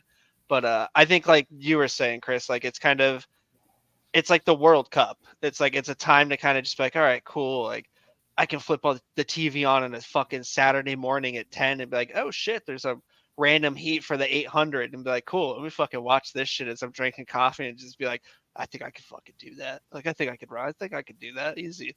But yeah, to me, man, it's one of those like sit with my kid now that I have kids, like sit with them and be like, yeah, we're gonna fucking watch this. And you're gonna be root for goddamn America. Be like, I don't know that lady's name or anything, but she's the USA. Like we're rooting for her. Like I don't give a shit. It just like creates like this national pride that like it's tough to have because everybody's like poo-poo pants all the time. You turn on Facebook, they all want to talk about politics. So it's kind of like, shut the fuck up. Let's watch some sports. Let's watch people run. Let's watch the fastest people in the world run. And yeah, it's cool. To me, it's like this is old school, nostalgic, historic, psycho, weird event of just people that train their entire lives to participate in. Yeah, and it's like you get to root for athletes that you only give a shit about every 4 years, like Michael Phelps. Like everybody loves cheering for Michael Phelps. I a lot of the swimming ones stand out to me, like Katie Ledecky, Ryan Lochte, Mark Spitz. Obviously, wasn't in my lifetime, but those are guys like nobody cares about swimming other than the 2 weeks when those events are happening, and it's like the same with sprinting too. Like Usain Bolt, everybody knows Usain Bolt, but we only get to really see him every 4 years because I'm sorry, I'm not watching any like world track meet in an off season. Like it just doesn't intrigue me. I don't care. Like that guy that made the comments about the NBA World Championship. I already forgot his name, but I'm sure we're going to see him in the end of July and early August. And that's great. That's great. At the end of the day, he is representing our country, going to be going for a gold medal. But fellas, let's go ahead and dive right into it. Okay, Mike, let me see if I can. Well, yeah, hold on. Before we dive into it, and I'll go first if that's okay with everybody. But Chris, you got to pull that pick up one more time of Mark Spitz. This is like pure 80s America. It's just glorious. Sexy. In his element. Look at that gold. Oh, yeah. Matt. I wish you didn't cut off right there. Matt, I swear, man, you got the mustache already. All you got to do is just grow out your hair a little bit. My hair grows like you, that dude. too, which is very unfortunate. Dude, this is your Halloween costume this year, bro. That's a great costume. Holy shit. Holy shit. I love Hell it. I love yeah. it. I'd have All to right, put Chris. like socks in my Speedo though, dude. It would make it even better, yes. Just a whole Pringles can. One of the little like plastic one of the ones. small ones. Smaller ones that you get at Circle K. All right, Chris, tell the people what we're doing again. We're doing a podium list.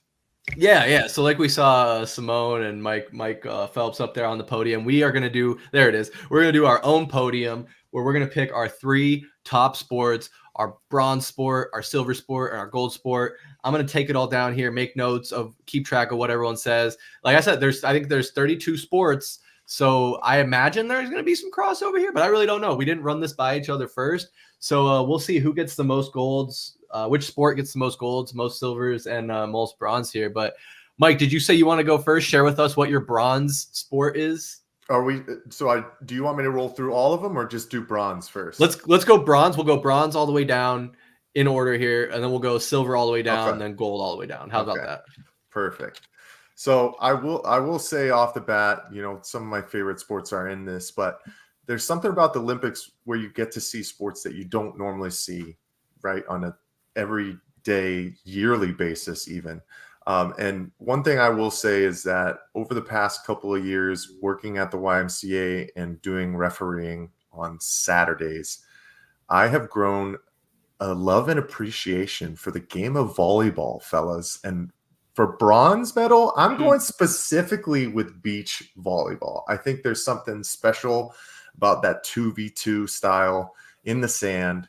And I'm rooting heavy this year for Miles Evans and University of Arizona basketball alumni superstar Chase Budinger, man. Let's go, Chase. Bronze medal, I'm going with beach volleyball. Throw you guys off a little bit. Probably weren't expecting that one. I was going to say he was only watching for the butts, and then he named Chase Budinger. Yeah. I mean that Go for the doesn't hurt. buds. That doesn't hurt either, Ian. You got me there. Watching for the buds, not the butts. I did see that news, Mike. That was pretty cool.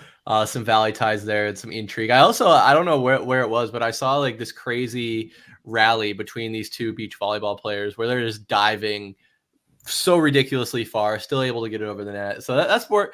I got some intrigue. So good pick. I'm gonna go with, for my bronze, one of the oldest sports in the Olympics. There's only 2 separate categories in here, and I just think, for me, it has a special place because in middle school and then my freshman year of high school, I actually did this sport, and that's wrestling. And through doing those, actually participating in that sport, I grew such an appreciation for it. I grew up playing basketball my whole life. And then my buddy, well, in sixth grade, there is no basketball team. So that's why I did it then. Got me in pretty good shape. It was kind of fun. And then freshman year, for reasons I won't get into, didn't go out for the freshman team. And my buddy convinced me to do wrestling. And that's where I was really challenged. Our team was coming off a state championship the year before. A lot of great wrestlers in that locker room. Derek Felton, anybody who knows, Luke Macaroli, just a lot of really good wrestlers. And I got my ass kicked, man. And like 1 6-minute wrestling match made me more tired than any 60-minute, 40-minute basketball game I ever played in my life. And that was really eye-opening, just how much energy you have to expend. So it's wrestling for me. And I think also I would have to say partially because of Kurt Angle. Love Kurt Angle, and Olympic gold medalist with a broken neck, truly inspiring American. Tallman, what about you, brother? Yeah, I'm going to pick for my bronze sport I used to play too. It's going to be badminton because of all those crazy badminton tournaments we had in Chris's backyard late into the evening. That's true. That's all the background I have for that. But badminton's going to be my bronze. Olympic badminton does go hard. Yeah. No, sorry, I had to muse about wrestling there for a little bit, but no, make your justification as long as short as you want. Ian, we've had 3 different sports so far through bronze. So, what were you going with any of these 3, or you got a different approach? Oh, I'm gonna make it more complicated. To double down on why I watch the Olympics. I'm stoned on my couch and there's nothing else to watch, and I get hooked into weird shit. My bronze is gonna be fencing. I don't know if you've ever watched Olympic fencing, but it looks like something out of the future. It is the weirdest shit in the world. They have LED lights everywhere that like go off when a point is scored. They already have the creepy like cage masks that make them look like samurai, even though, their swords are not as cool as samurais. But yeah, man, fencing is what I get hooked into pretty easily. Okay.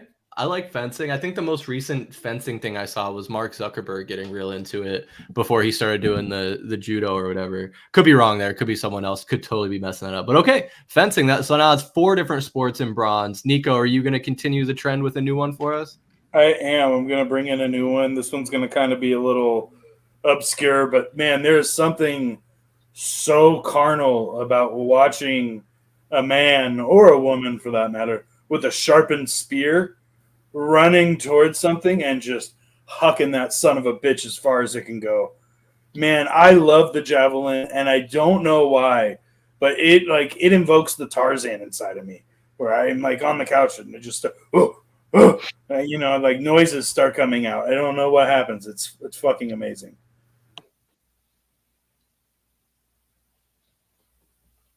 All right. I mean, that's under like the track and field umbrella, but I'll allow it. Javelin, that is honestly impressive. Watching them chuck that shit far as fuck. All right, Mr. T Jr., you're last up here. You got a new sport for us that hasn't been called out yet? I do have a new one, and it's something from having worked out, and I actually have one of these in my garage, and I don't use this as much as I should. Rowing.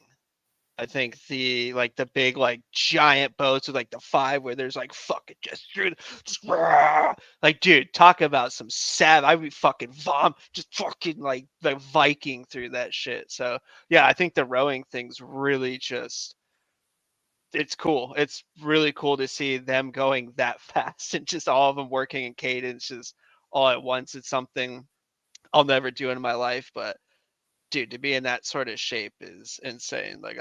I couldn't imagine doing that. So I'm going to say that rowing's probably, and I think they have different events for it too. Like the two man, 3 man, and then the 5 or 6 man or woman. So no, that one would be it. I'm going to go rowing.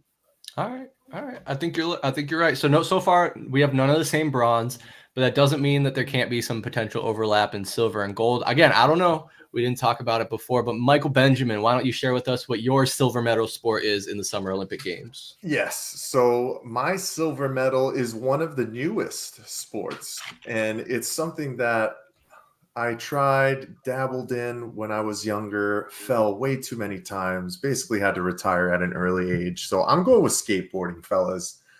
Now, I was looking online, and it does say that it actually debuted in the last Olympics. So the first time that it was in the Olympics was in Tokyo in 2021. They have 2 events, Park and Street, where you got to carry out your most impressive tricks based off of degree of difficulty, speed, and range of moves.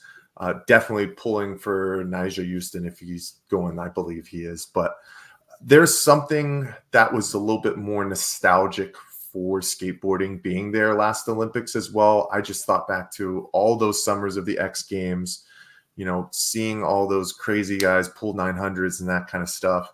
So it was super, super cool to see it involved within the Olympics last year. So I'm going with skateboarding for my silver medal. All right. I like it. I like that you mentioned the 900 there. I actually just saw a clip today where some 9-year-old did 3 900s in a row right in front of Tony Hawk. Yep, 3 in a row. That was gangster. Wow. And someone on X commented, they were like, yeah, because Tony Hawk was skating against plumbers. And it's the Bill Russell argument all over again. Except Tony Hawk was doing that like 20 years ago, where Bill Russell was doing it like, what, 60 years ago? I don't know. That's another conversation for another day. But oh shit, I guess it's my turn for my silver medal sport. This one might be controversial because it might leave you wondering what my gold medal option is, but I'm going to go with basketball. Basketball is probably my favorite. I like that they've added the 3v3. Sucks for Team USA that Cameron Brink is out. For the women, it's a tough break.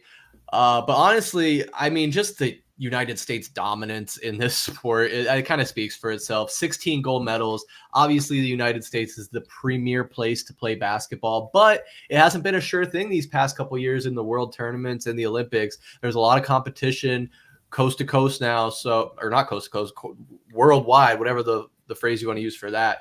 So I like the amount of competition in it these days, but also I like the United States dominance in the past and hopefully in the present, see what they do this year. So silver medal for me, basketball. Tallman. All right. I like it, Chris. I'm going to copy Mike with my silver. I'm going to go with skateboarding. I mean, I don't have to even tell you guys how many hours of my life I wasted skateboarding. But at least they made it an official Olympic sport. So now I can say growing up, I was an athlete, right? Rather than just one of those punk kids that skateboarded. But literally, skateboarding is one of the hardest things you could probably ever imagine doing in your life. I've broken bones. I bled tremendous amounts of blood. And it's just so impressive to see what these guys do on the biggest stage. So skateboarding, silver medal for me. All right. I like it. Now we have a repeat. First repeat is skateboarding. Have a feeling we might see that pop up here again. Ian, let's keep it rolling. What do you got for silver? For silver, I'm going to pick a dark horse here because I have a feeling that basketball is going to come up a lot in gold. I'm going to go with 3v3 basketball because I feel like kind of under our noses, we've watched this develop with Ice Cube's Big 3 thing and all that. And, you know, we grew up playing NBA Street and all that fun shit. And just the idea of, you know, the half court, one basket, 3v3, it's just a little bit more fun. I do love watching USA just kick the shit out of the rest of the world in regular basketball every Olympics, but 3v3 is just it just has a novelty that basketball doesn't have because it's 150 years old. So I got to go with 3v3.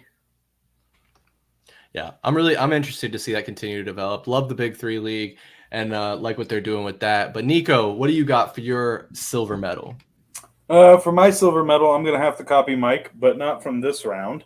For those of you guys that don't know, I played competitive volleyball basically my entire adolescence. I played club and travel ball, and was like ranked in Arizona as a pretty decent player.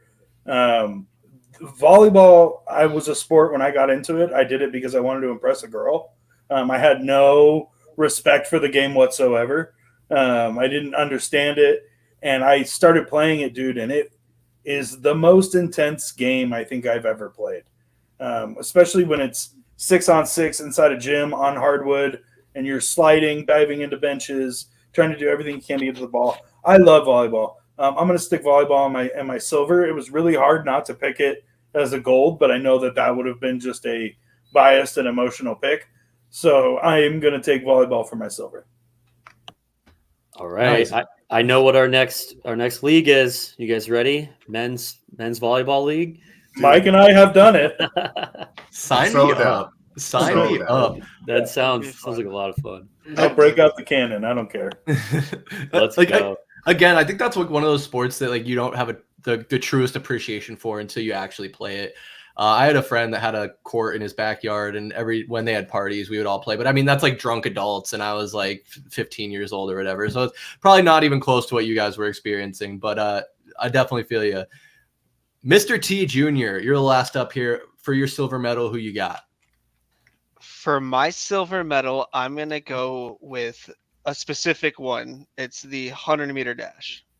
The 100-meter, it was kind of back in the early 90s, late 90s. It was like, who was the fastest man on earth? Like, you won the 100 meters or you held the world record. It was like that. You held the world record, or you won at the Olympic Games. You're the fastest man on earth. That's what Usain Bolt was. He fucking created an entire legacy based off of a 9.5 second fucking run.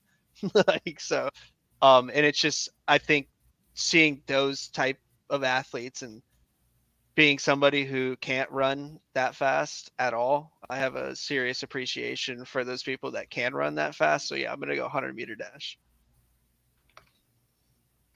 Hell yeah. All right. Fair enough. 100-meter dash. Only silver medal nod. Only medal nod so far. Let's see if that changes. Mike, it's the gold medal round. The big kahuna. What is your top sport in the Olympic Games? Well, first and foremost, Matt, you got to give yourself a little bit of credit. I've seen you with some wheels, my guy. I've thrown you a touchdown or two. If you don't remember that, man, I was there for that. Years ago. Hey, but wheels are wheels. If you had them, doesn't mean you can take it away from you. But fellas, gold medal. What do you guys think I'm going to take? You think I'm going basketball? I'm not going basketball, fellas. The Summer Olympics specifically, like I said, are the time of year where you get to see those sports that just aren't on your television screen like normal. I love basketball, 3v3, the normal game. We have Phoenix Suns representatives. You know this. But my gold medal has to be specifically women's gymnastics. There's something crazy about this time of year every 4 years when those girls are out there. And if you want to say a specific, maybe balance beam, right? Because the technicalities that come from these gymnasts, the flexibility is just wild, man. Niko can attest to this, man. You remember that 2008 team with Sean Johnson, Nastia Lukin? I had the fattest crush on Sean Johnson. And I had the fattest crush on Alicia Sacramone. You remember that? I do remember that, yes. I actually met her when I was in Tucson. I went to a gymnastics meet, and she was a coach for Brown University, and I met her. But that's besides the point. There's something special about women's gymnastics when it comes to the Summer Olympics. I don't know how to describe it, and it is literally the only time that I ever watch it. But it's something that I always am paying attention to. So that's mine, man. Let's go women's gymnastics with the gold medal. All right. I mean, Mike, I hear where you're coming from. Gymnastics was one of those ones where definitely the whole family was huddled around the TV watching it. A lot of eyes on it. Again, a lot of different events. You got the pole vault, or not pole vault. You have the balance beam and the vault thing, pommel horse, whatever the hell it's called. The parallel bars was always one I really liked watching, how they just kind of fly around and how much upper body strength it takes to do that. It's pretty crazy. But I didn't consider that for my gold medal here. For me, it's got to be, again, one of the oldest Olympic sports, another one where the family's always gathering around the TV. And I'm not going to get super specific. There are a ton of events within this category. But for me, it's got to be swimming. I mean, Michael Phelps is right there on the gold medal podium with all the gold medals. We saw Mark Spitz with all the gold medals. Katie Ledecky has like almost every world record there is for women in swimming. Ryan Lochte had started to make his name for himself outside of Michael Phelps, being Michael Phelps' teammate. just a lot of great memories for me watching Olympic swimming and watching the USA take a ton of gold medals. I think if I had to pick a specific one, the 4x100 relay is probably my favorite. VSP Tallman, what do you have for your gold medal? All right, my gold medal. I'm picking men's gymnastics. I'm just kidding. All right. You're such a hater, bro. You know that you love gymnastics, son. Every 4 years. It is every 4 years, man. It is very impressive, but I don't know why you had to get all sexist on us, Mike, and not give the men some love. All jokes aside, I know we were picking specific, like I think Mr. T, I Pity the Fool, said 100-meter dash, and then Niko said the javelin, but I'm just going to go overall gold medal for the athletics, the track and field events. When I think of the Summer Olympics, I'm thinking of, the 100-meter dash, the relay, hurdles, shot put, discus, javelin, pole vault, all that stuff. It's just iconic. So that's my gold medal. That's my gold medal. Oh, Jesus. Wait. So you're going Olympic or you're going gymnastics too? No, I thought I'm going the track and field. Oh, the track and field. Yeah, track and okay. That's Summer Olympics. No, mark them down. Mark them down for gymnastics, Chris. Fuck it, I'll take ping pong. I just got caught up because Mike sent me what his actual favorite event is in gymnastics, and it's definitely the ribbon. Let's go. Routine. I'm mesmerized, man. He's absolutely mesmerized. It's incredible. I love it. Oh, sorry. Yep, there you go. Thank you, Mike. So okay, athletics. I like it. That is, again, kind of like swimming. A lot of events under that umbrella. Ian, do you have a very specific event or do you have a sport for your gold medal? I have a sport for my gold medal. We're all 90s babies here. We grew up watching Rocket Power. We played Tony Hawk. You fucking get it. It's skateboarding. It's literally like the only thing I go out of my way to watch. I remember watching the X Games as a kid and thinking like, this doesn't feel legitimate enough. And then like SLS came out and that kind of felt like bullshit. And then something about Olympic skateboarding just worked. We had Nigel Houston to rally around. We all thought he was the greatest skateboarder in the world. And then he got his ass beat by Japan. And now here we are. It's 4 years later. Nigel Houston's still doing it. And I want that revenge tour. It's like, I got the story and the context for it.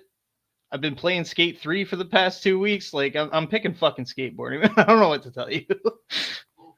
Hell yeah. No, I fully support it. Like you said, I grew up watching the X Games and always wanted to see more skateboarding. And yeah, Olympics finally being on the biggest stage is incredible. Seeing what other countries can do as well within it who might not have gotten an opportunity in X Games or things like that for whatever reason, also pretty fun.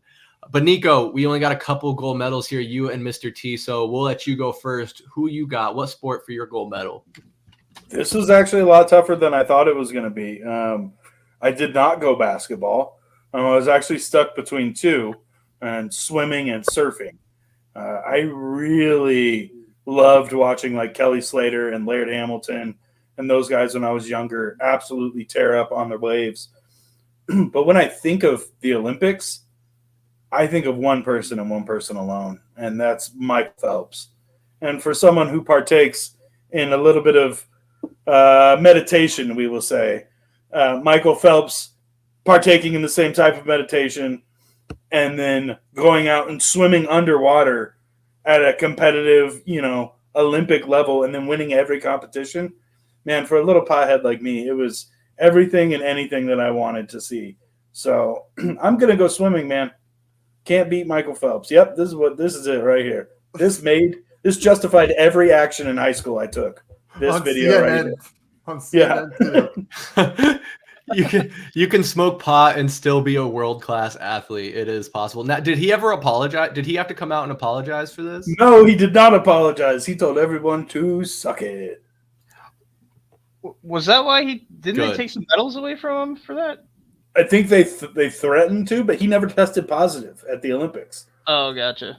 This was like from some dorm at ASU, like it was not it was not during Olympic time. Fuck yeah. It's like, yeah, come at me, bro. Like, I mean, Reggie Bush got his Heisman back, so maybe he would have gotten his gold medals back by now. Hard to say. Anyway, didn't have to cross that bridge. Swimming, hell yeah. 2 golds for swimming. Mr. T Jr., what about you? You're the last voice here.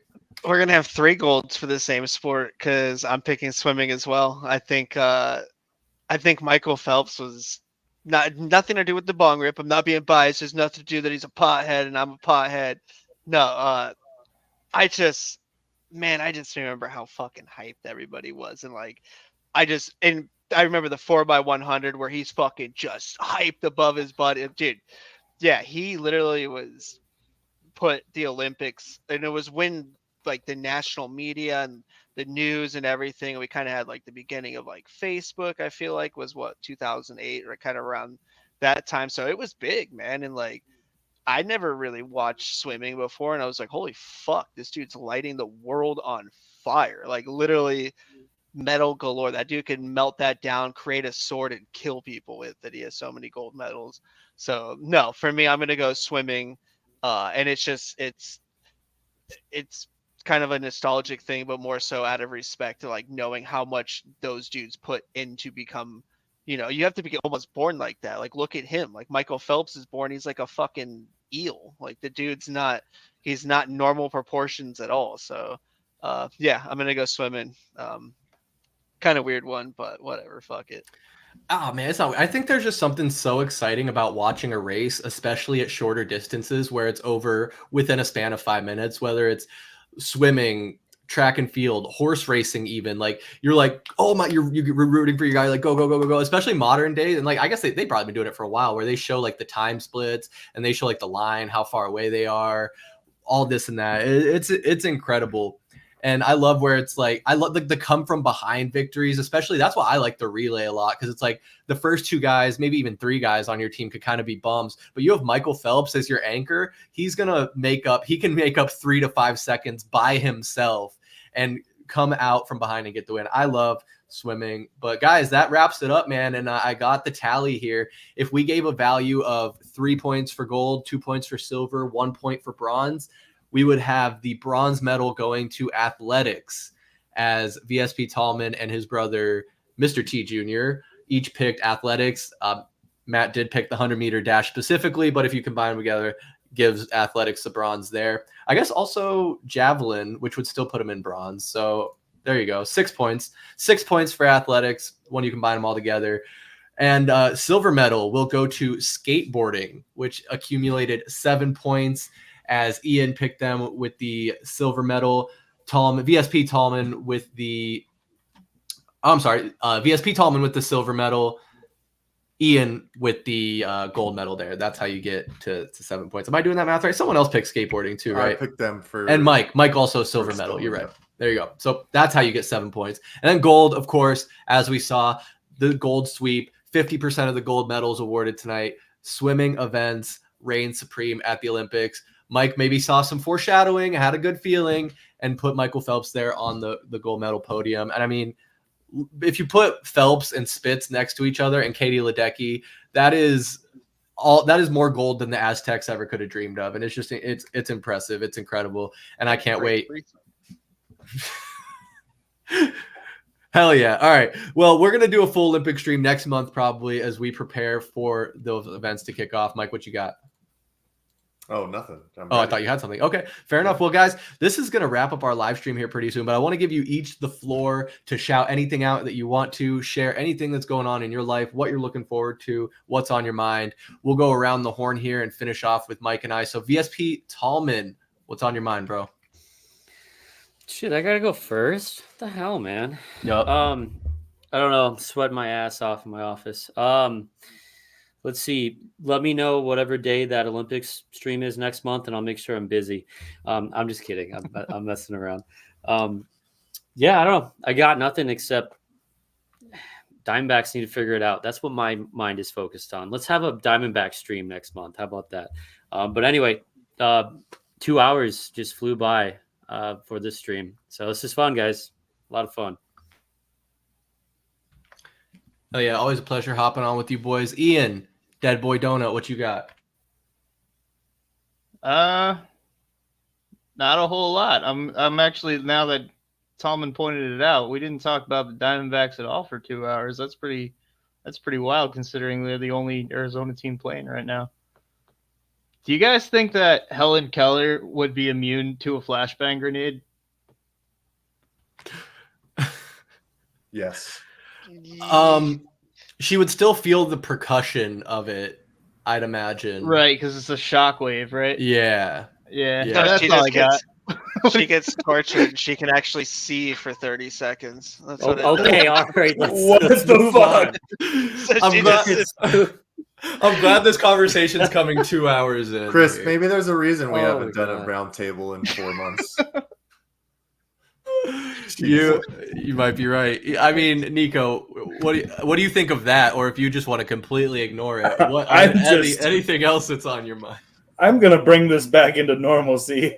I just want to shout out my pregnant wife for kicking ass the past 14 weeks. That's half my child in there, so I know that shit ain't easy. I am pumped for the Olympics, man. This is going to be fun. I love it every 4 years. Be on the lookout for Valley the Suplex.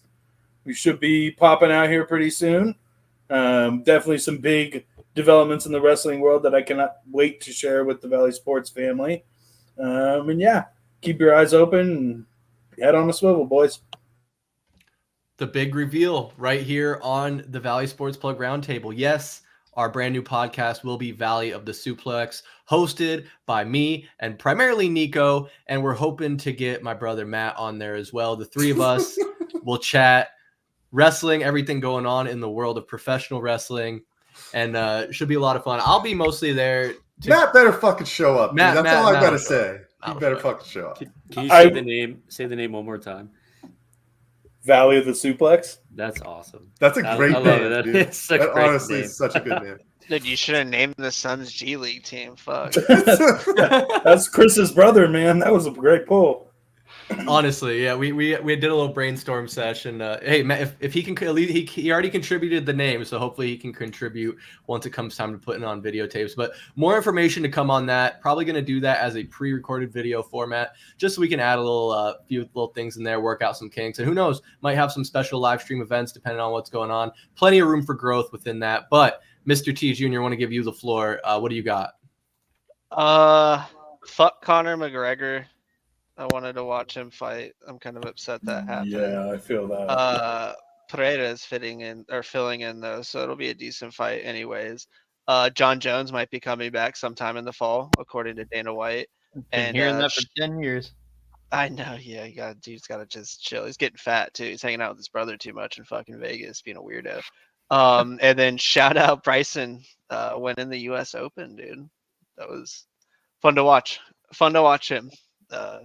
He deserves it, man. It's cool to see him kind of get a little bit of light after the whole live golf controversy and him going over there. So yeah, that's it. It was fun. I smell pizza, so I'm fucking tummy's starting to talk to me. Hey, one last thing. I just want to shout out Scotty Scheffler. Fuck the police. Hey, He beat the case. He beat the case. come on now. He I got feel the like- guy fired. Well, yeah, that makes sense. I honestly do feel like Rory choked it more than Bryson actually won, but that's besides the point. No, Yeah, that that's shit's true. sad. Fellas, always a pleasure. Man, talking about the Olympics is getting me hyped for the end of next month. I'm super excited. Super excited for a different time of year with sports. We're going to be getting creative in what kind of content we bring. I'm sure we'll do some more trivia. Excited to bring on Valley of the Suplex. We'll see what else comes with VSP, but always a pleasure. Appreciate you guys. Absolutely. Thank you, fellas, for joining us. This was your Valley Sports Plug Roundtable for the month of June. If you're still watching and here at the end with us, thank you so much for tuning in. If you're watching on the playback or listening on Spotify, Apple Podcasts, wherever you get your podcasts, thank you as well. Make sure you guys like and subscribe here on YouTube, Valley Sports Plug, and follow us at AZ_VSP on Instagram, X.com, and TikTok. Could really use your help there. And hey, drop a comment. Let us know what you think, what type of content you want to see. Niko, that's a nice kitty.